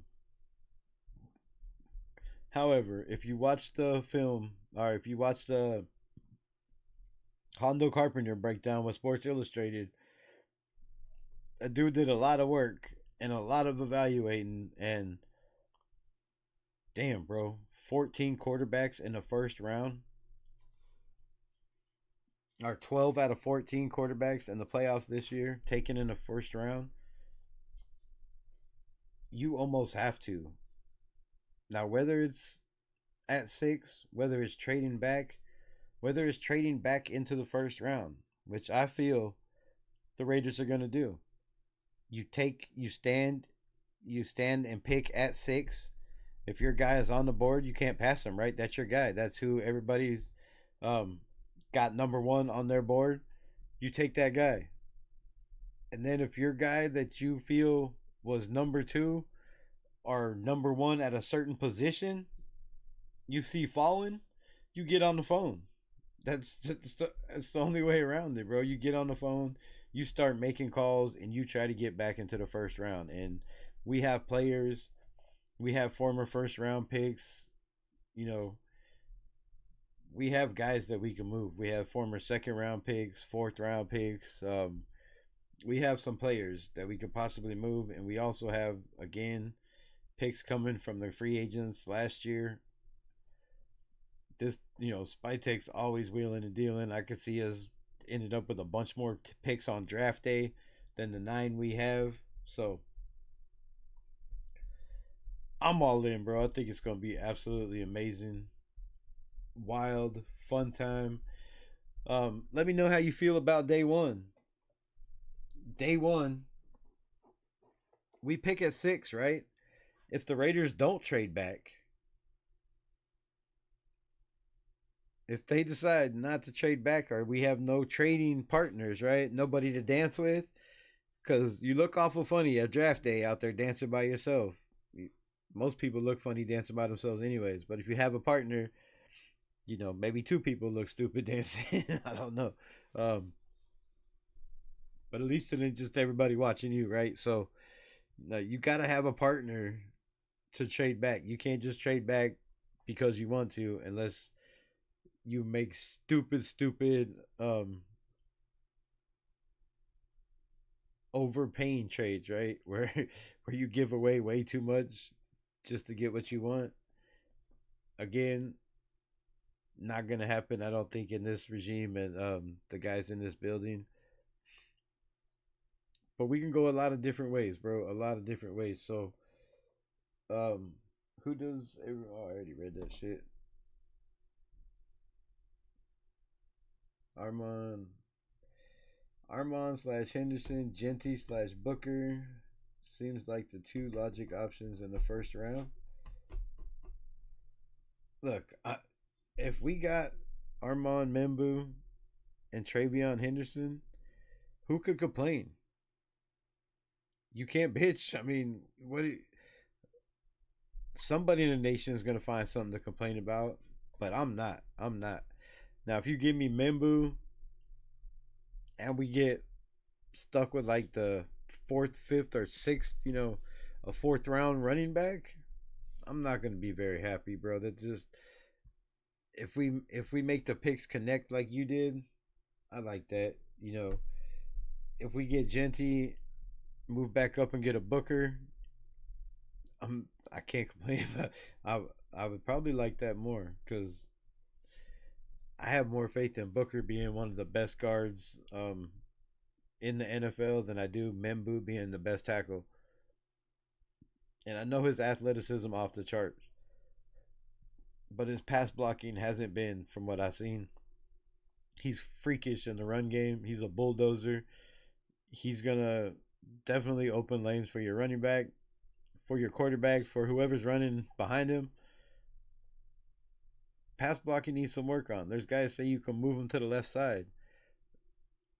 From what I believe, didn't he was a late bloomer? He didn't even start breaking out until like his junior or senior year in high school. Started growing, started developing. So a lot of these guys played a position right their whole life. Some guys catch on fast.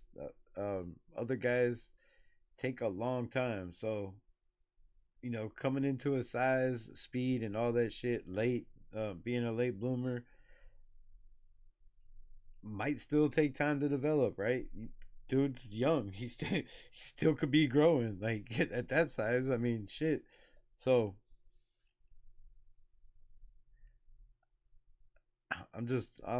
man. I've been a Raider fan so long.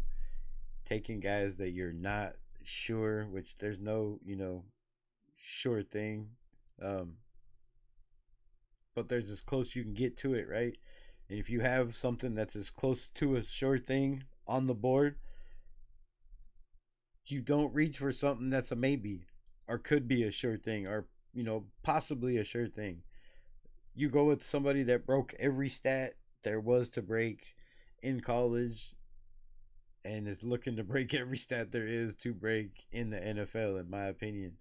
You know, best player available, like everybody says, has to be Ashton Genty. And some can argue if you're picking one, um, maybe not one, but if you're picking three, four, five, six, there on out, then best player available is Ashton Genty.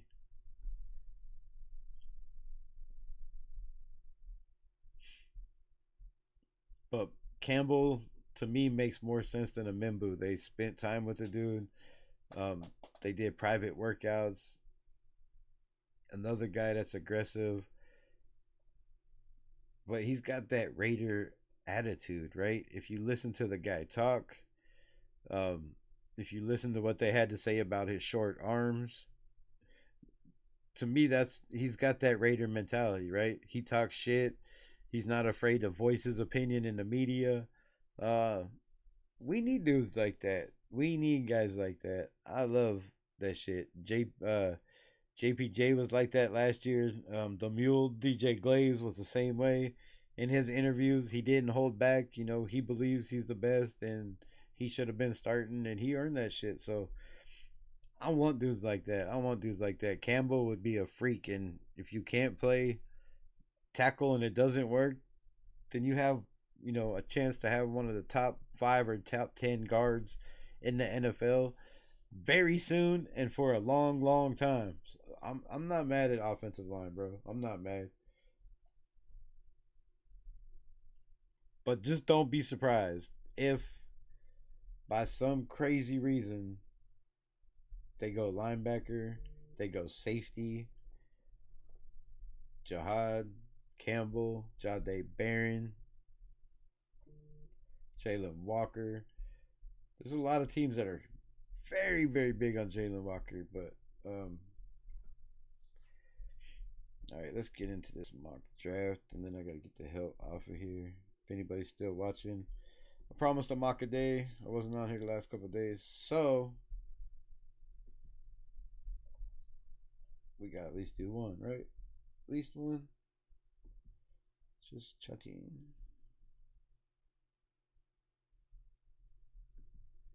Let's stretch this one. Oh, look at this. Haha.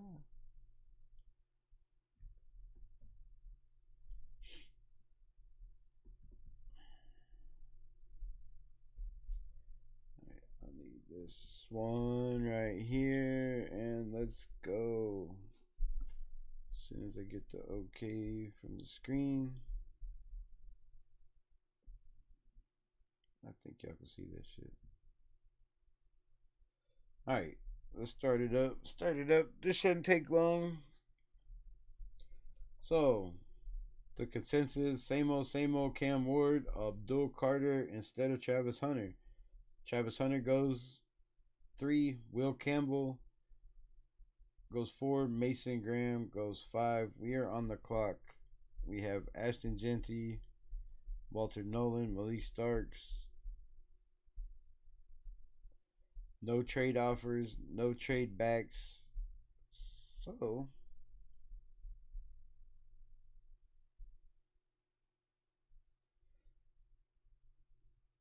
let's do what everybody thinks we're going to do. It's been a long time since I picked Ashton Genty.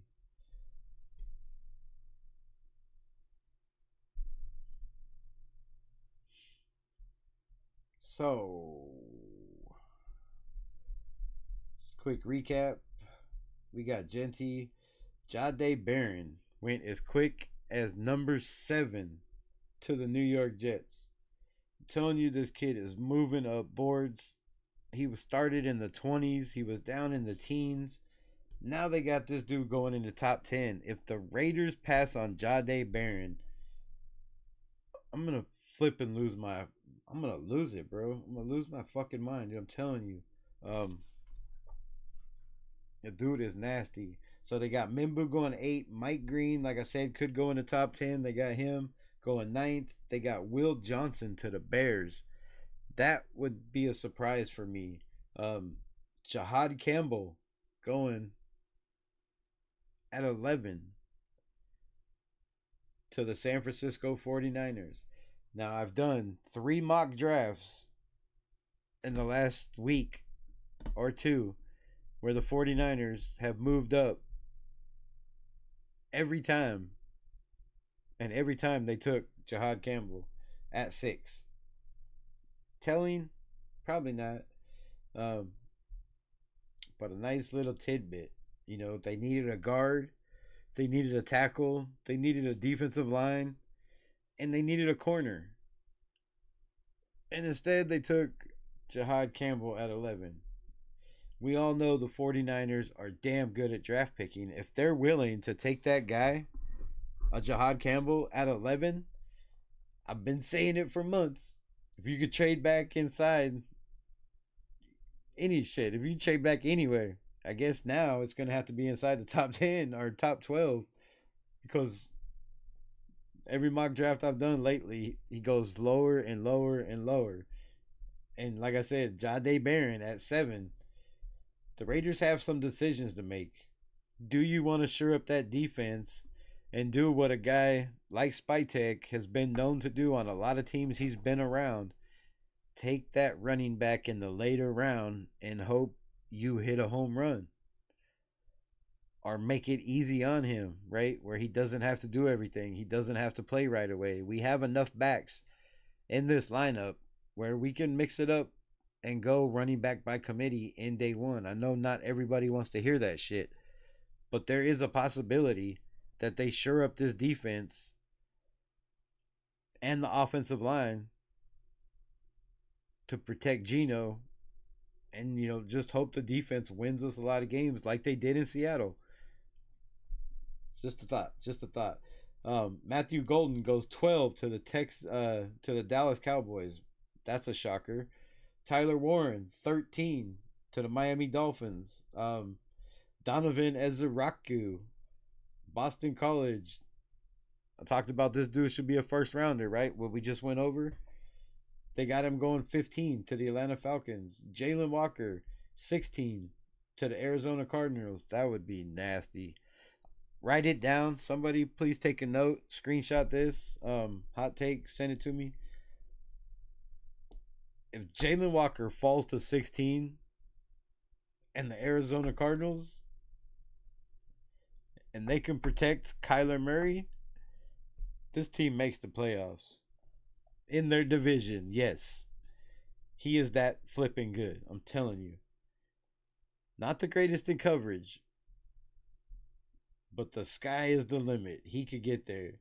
And if they get a guy like this in the first round and hit on another, 2 or 3 picks in the draft, ooh, the Arizona Cardinals are going to be nasty. They scared some people last year. Mikael Williams, right? Where they have him, 56th best player. A team that I've had a mock to a couple times over and over again. The Cincinnati Bengals at 17. Again, if Mikael Williams falls that far, some GMs they gotta go, bro. Y'all gotta go. Hit me up. Shamar Stewart, another edge rusher to Seattle. I wouldn't be surprised at 18. I told you he's a first round pick too. Walter Nolan, we know he's a first round pick. Walter Nolan would be that would be the Tampa Bay Bucks. If they could turn over stop the turnovers from Baker Mayfield, throwing 3 interceptions, 2 fumbles or 2 interceptions and a fumble a game, and relying on that nasty defense that can't stop the run, Walter Nolan could be that guy. Kenneth Grant could also be that guy, but they have him going 20th to the Broncos. Damn, I didn't want to skip all those. My bad. Flip. Oh, Shador to the Steelers. And that is the only. Gray Zabel goes 29th. Trey Amos. Oh my God, that's crazy. Trey Amos goes 32. But Omarion Hampton goes to the Kansas City Chiefs at 31. If he makes it to the Chiefs, I could really see Kansas City pulling the plug right there. I could really see him pulling the trigger. So on the clock, we have Josh Connerly Jr. out of Oregon. I got, if he wasn't injured, bro, he is up there. Up there. They have him the 30th ranked best player. He's at 37. To me, it's a no-brainer. But you also have Benjamin Morrison. We need a corner. Hip injury scares me. Kind of makes him a little bit stiff and not as fluid in the hips when his back's to the ball. Other than that, the dude's a nightmare. Kevin Winston, we talked about the safety, another freak. Omarion Nomar Lot. Damn. Elick Manor, they have 35, so he's just flying up draft boards. Jaden Higgins, do we take a receiver here? I'm gonna see what other offensive linemen are on here, but I think Connolly's the best. And I wouldn't be mad taking the Oregon guy here at all. Donovan Jackson, um, Ariati Ezeri. Damn. I don't care about the grade, but I think he's better than a Josh Connerly. I think uh, his athleticism is better. His upside, his floor. I don't think.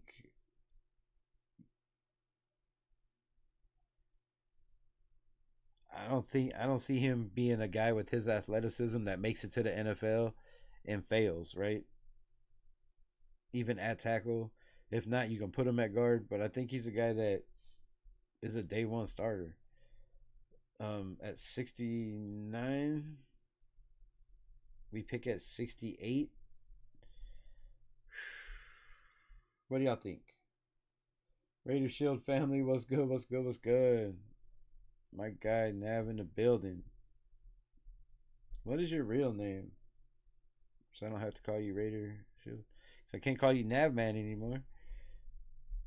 You changed it. Connerly, best player available. I like Donovan Jackson. I wouldn't be mad with Ozzy Topillo or Marcus Mbu. I wouldn't be mad with any of these cats right here, really. Charles Grant, there's no way he falls that far. Anthony Belton either. But since there's so many, bro, I am not. There's no way I'm going. Um, yeah, there's no way I can't go that there. Are we reaching? I guess we're reaching.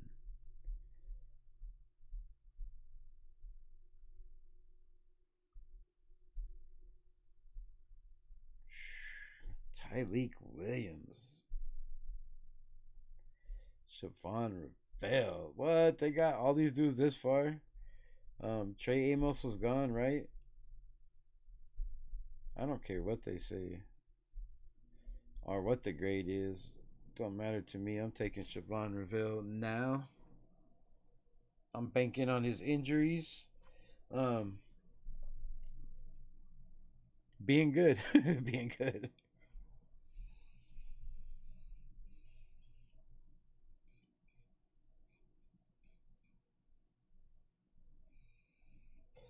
Damn it. The Cleveland Browns take Jackson Dart at 67. Milrow goes at 65. But the scary to the Giants. So the Giants get their quarterback in Milrow, but they get him in the third round, and Jackson Dart falls to the third round. We all know that's bullshit. These guys are going second round, and I'd be shocked, very, very shocked if Milrow and Dart don't go in the first round. Um, However, Kyle Kennard, the edge out of South Carolina, is a nasty pick for the Chiefs right here. That's scary. That's scary. So we're on the clock at 68, and we have Winston. We don't need a tight end. My guy Jalen Royals, who has been there every time. Trey Harris. All right. We picked running back in the first. We need safety, and we need receiver. Is it Jalen Royals? I like Andrew Makuba out of Texas, bro. That's a nasty safety. That's nasty safety. But Kyle Williams right here out of Washington. That's our ex receiver. I mean,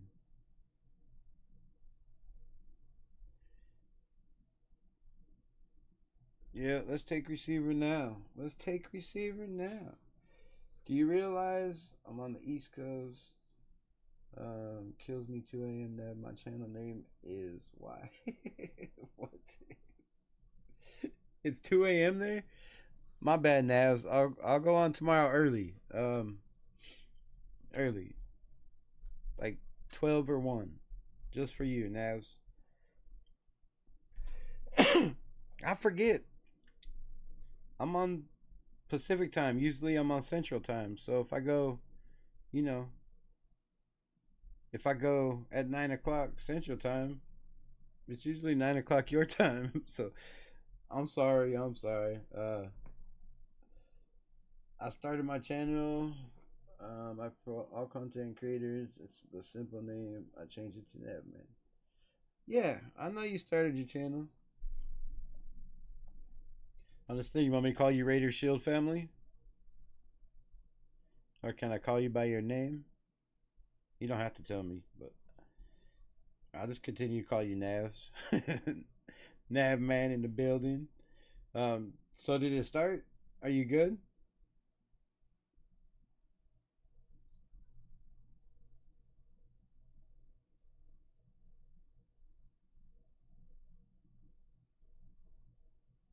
What picture you got up there, Furpo? What picture is that? Can't see it. I'm absolutely blind. Um, but I like it. I think.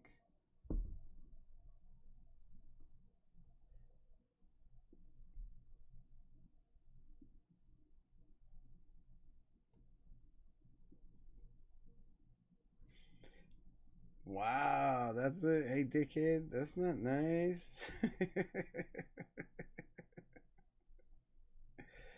Oh, sure, Nev, sure, sure. All right. So where are we at? We are on the clock at fourth round, 108, and we have a bunch of edge rushers. Um, I like Jones. I don't think I go there. Danny Stutzman is on the board. I like Stutz. Kobe Bryant is on the board. I gotta see what tackle is on the board.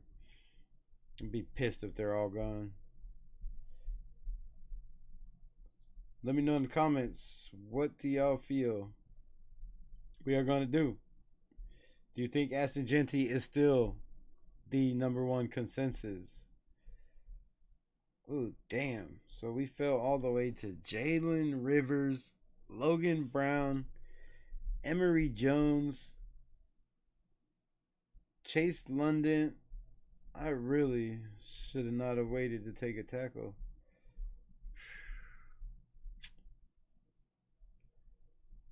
Fudge. Alright, well, lesson learned. We're going to have to go with maybe guard. Let's go interior. If not, linebacker. Miles Frazier, I would not be mad. Fairchild, Seth McGowan. That dude is underrated as hell. We don't need a center, but I believe he has the athleticism to move over to guard. I just don't know about his height and weight.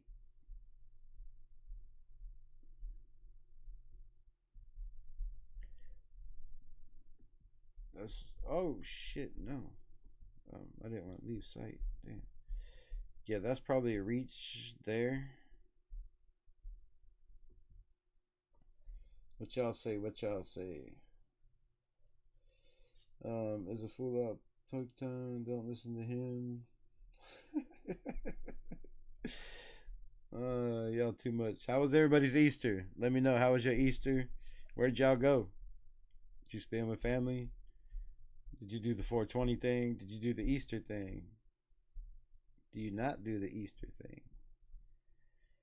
Miles Frazier, Dylan Fairchild, one. I cannot pick either one of those there. I cannot pick either one of those there. So let's go over our picks. Of course, Aston Genty. We took a corner and a reach.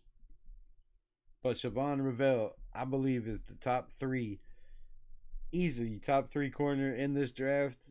Four at the most. So you don't get a top four corner at 37 in any NFL draft. But if we do, I'm taking it. So I did. Kyle Williams out of Washington. Height, speed, size, everything you need at an X receiver. Stretch the field time for us. So it's either lineman or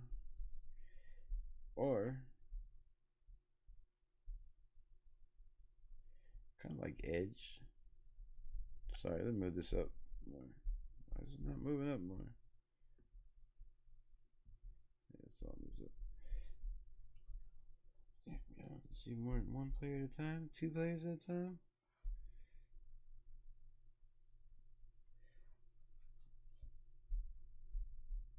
RJ Mickens at safety. Um, Darren Sorrell. I would not be mad at the Texas edge rusher right here. Not as slow as Tyree, not at the fastest guy. There's not much picks left. We still need a safety. We got our corner. I really like Jonas Sanker from Virginia also. It's Chris Paul. What linebackers are here? Where'd Chris Paul go? It's the fourth round. He's gone already. Somebody lied to me. They lied to me. They said he was not going to go in the third. Stoosman, Jeffrey Bossa. I like him too. Jack Kaiser is a damn good linebacker.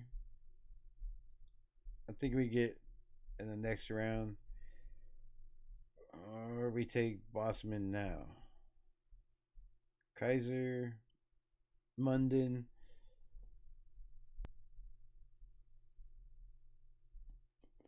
What you think? OMG, so excited for Thursday, right? I can't wait. I can't wait. Greg Lira, what's good? What's good? Appreciate you pulling up on the building. Man, I am so ready for Thursday. I couldn't even sleep last night. I tossed and turned. I had dreams of the draft. I'm not gonna lie, I woke up in a cold sweat. I'm not gonna tell you the dream. I can't remember all of it. But I do remember waking up at the pick going, breathing hard, not remembering shit. Um, it's getting to that point. Yes, I've done so much research and tape, and I feel like Todd McShay. Like maybe I did my shit wrong.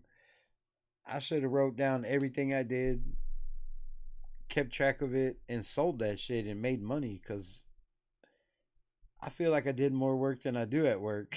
like, um, just trying to cover some of this shit and learn about these players, and I probably overdid it. So yeah, man, I have so many names just constantly spinning in my head, teams positions of need that aren't even the Raiders, and I don't know why. I don't know why. I really don't. I don't know. I guess I just can't get enough of this shit. But let's take Stutzman here. I think he's just a rocket tackler. Wait, 110. Check one more thing before I get crazy.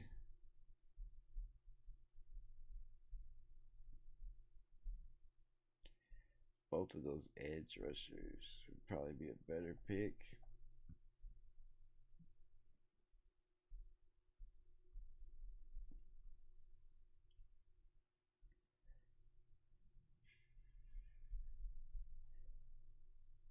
We need somebody that can play the nickel, that can punt, return. I'm taking RJ Mickens. I think you can fill a lot of holes. So yeah, man. I could not sleep either last night, but mostly due to the dreams. Is doing psychic HML. Right? I hear you, man. Um,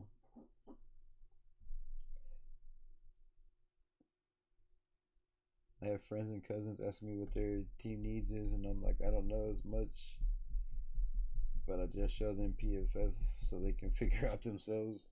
Yeah, PFF helps, man. Having all those stats that breaks down all the analytics. You know, people say stats don't matter, but they matter a lot. Just know your own team. The fuck with our own mock draft. Yeah, but you know, trying to grow a channel, you can only do so many mock Raider drafts.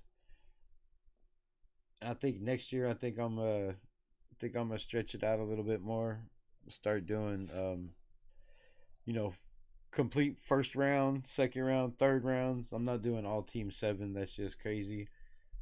But I think I'm gonna do it a little different because I mean, damn, I studied enough information to try to know what guys we could pick up in free agency, what teams were getting rid of teams, who was the best fit for Pete Carroll, for what Spytek likes to do, Chip Kelly. Like, bro, this shit is tiring, dude. It is. It's tiring as hell. Um, I kind of like Danny Stutzman. We gotta have a linebacker.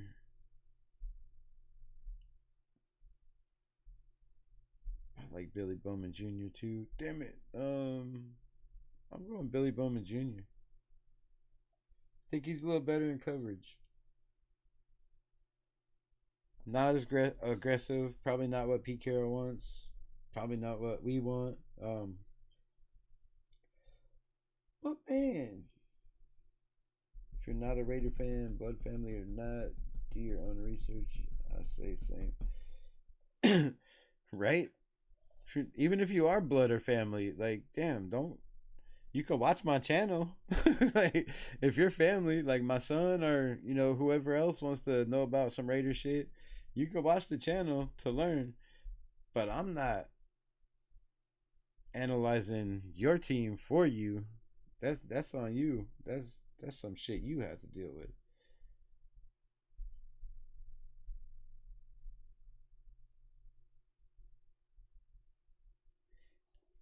Andrew Armstrong is a freak. Golly, man, I'm telling you, the most slept on receiver, one of the most slept on receivers in this draft, Andrew Armstrong. If you give this guy a little bit to learn the NFL, to become a better route runner, if you have a great receiving coach, this dude is gonna be special, man. He's not the fastest, but he reminds me of that. Um, I don't want to say Tim Brown because he's not even a comparison, but the smoothness, right? The smoothness of the route running. Um, it's not a great route running tree, but he just moves kind of smoother than smooth for a big man of that size at 6'5", freak, bro. Um, all right, so who we got? We have running back, corner, wide receiver, safety. Shit, I took Mickens twice. Oh well, I went safety twice, but that's fine because we definitely have a big need at safety, and a lot of these safeties can cover the slot, which we definitely need. Slot guys, nickel guys. We run a lot of 4-2-5. That means five guys in the backfield, not just four.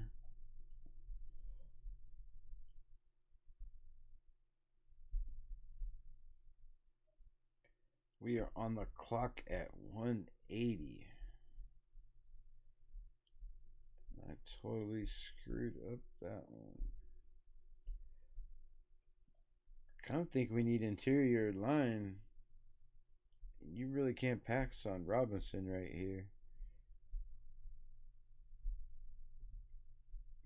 Damn, we could have got Hancock in that later round also. Yeah, I'm taking Ty Robinson. Somebody that can plug up the middle.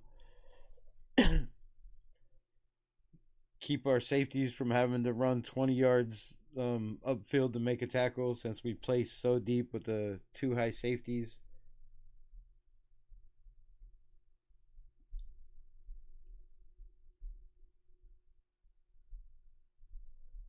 Andrew Armstrong. What do we got quarterback wise in the sixth round? I did not go quarterback. We have Curtis Rourke, Brady Cook. Oh, good heavens. Um,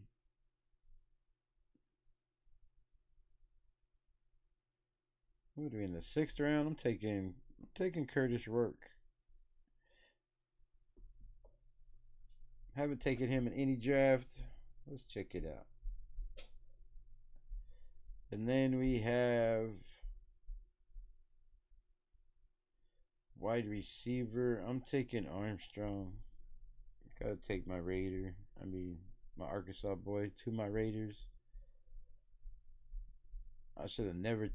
I failed drastically, drastically taking those safeties. Good heavens. All the good safeties are still available. I would have took either one of these guys. Probably not as high. But man, even a Malachi Moore still on the board. Like Shamar James, linebacker. Damn.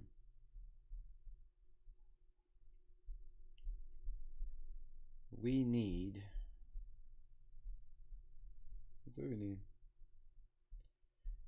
We got corner, wide receiver. We got safeties covered. D line, corner, wide receiver. We could use another back. Interior line. Let's get a sleeper interior line. Who's the sleeper this year? Let's take a big name tackle and move him to guard. Like a Jalen Travis out of Iowa. I would be 100% good with that.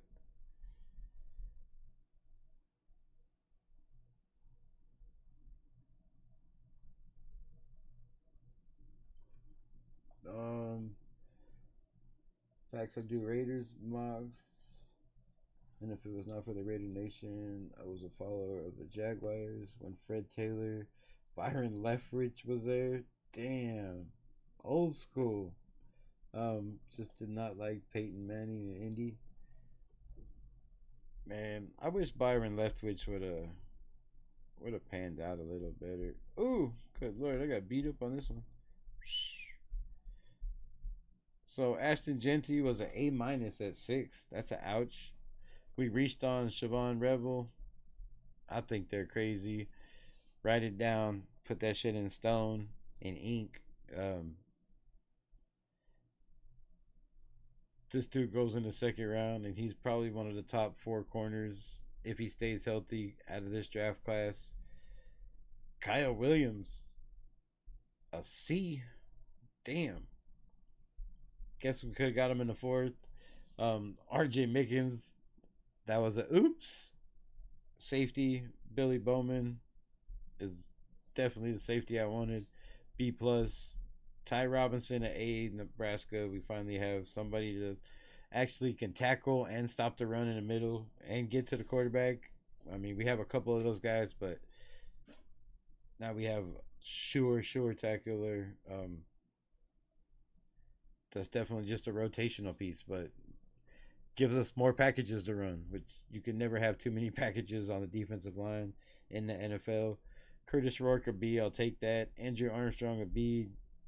Jalen Travis a C. So that's my draft. That's how it's done. I was looking at the quarterback, and the Raiders can take later in the draft named Donovan Smith. Donovan Smith's not too bad. This is a quarterback out of Utah. Is that who you're talking about? I think out of Utah. We could take Shiloh undrafted. I wouldn't be mad. As a UDFA, as a UDFA, bring Shiloh in, bro. Put him on the roster. You know, he ran a 4.45. That's or 4.5, 4.5, whatever he ran in the 4.5s. He hits pretty hard.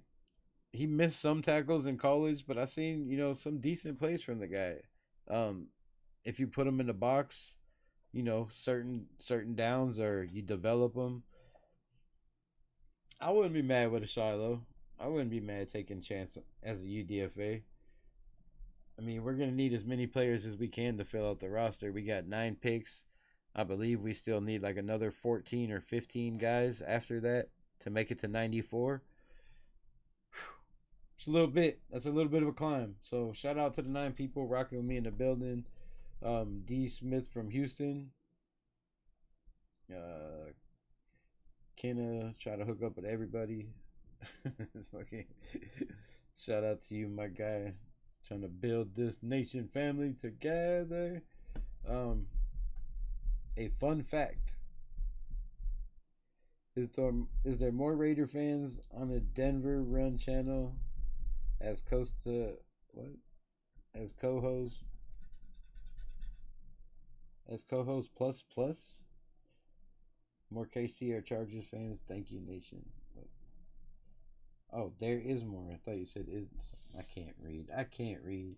Um, Fun fact: there are more Raider fans on any podcast that has to do with any AFC West guys. I would believe, um, and should be right. Should be. Yeah, mine might be a challenge, bro. It might be a challenge being the most. But shout out to Raider fans, rocking deep, right? I gotta start going on earlier so y'all ain't up so late. But man, I appreciate y'all hanging with me. I'm gonna get off so y'all can get some sleep. I could get some sleep. Again, we are damn. It's not 12 yet. Anyways, very very close to the draft. I might very very might pull up in Vegas.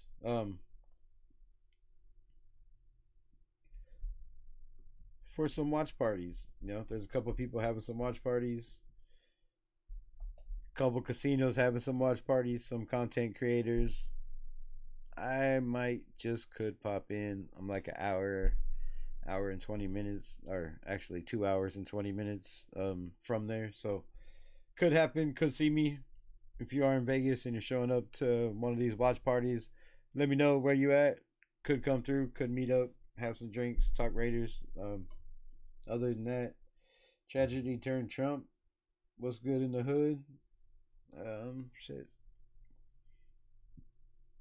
There's probably not a lot good in the hood, depending on what side you look at it.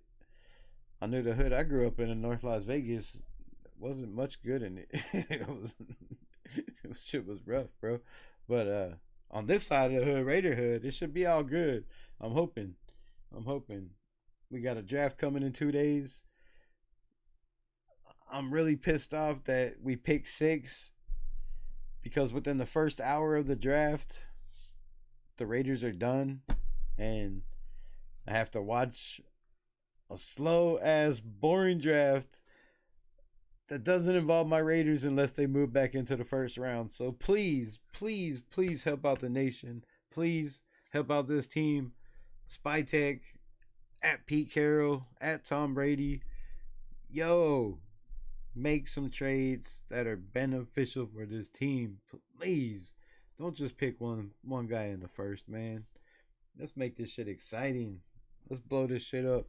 I want to see Raider fans everywhere jumping up and down, screaming all together, not people going,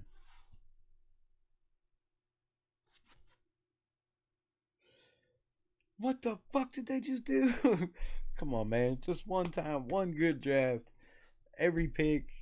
Last year was pretty decent. There was a lot of people that were kind of flip flopped on JPJ in the second. There was a lot of people flip flopped on DJ Glaze in the third. Decamarion in the fourth.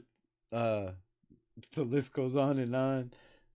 My boy Eichenberg in the fifth. Dylan Labe in the sixth. A lot of people weren't happy. Hopefully these drafts come through this year. They get some burn. They show why they were picked, where they were picked, and hopefully we get some more, man. If we can get 3-4 guys starter out of this draft, I think it's gonna be a nasty good year, and we're gonna be competitive in a very, very tough division that's just getting better and better. So with that, I'm out. Appreciate y'all. Love y'all. As always, much love. Raiders.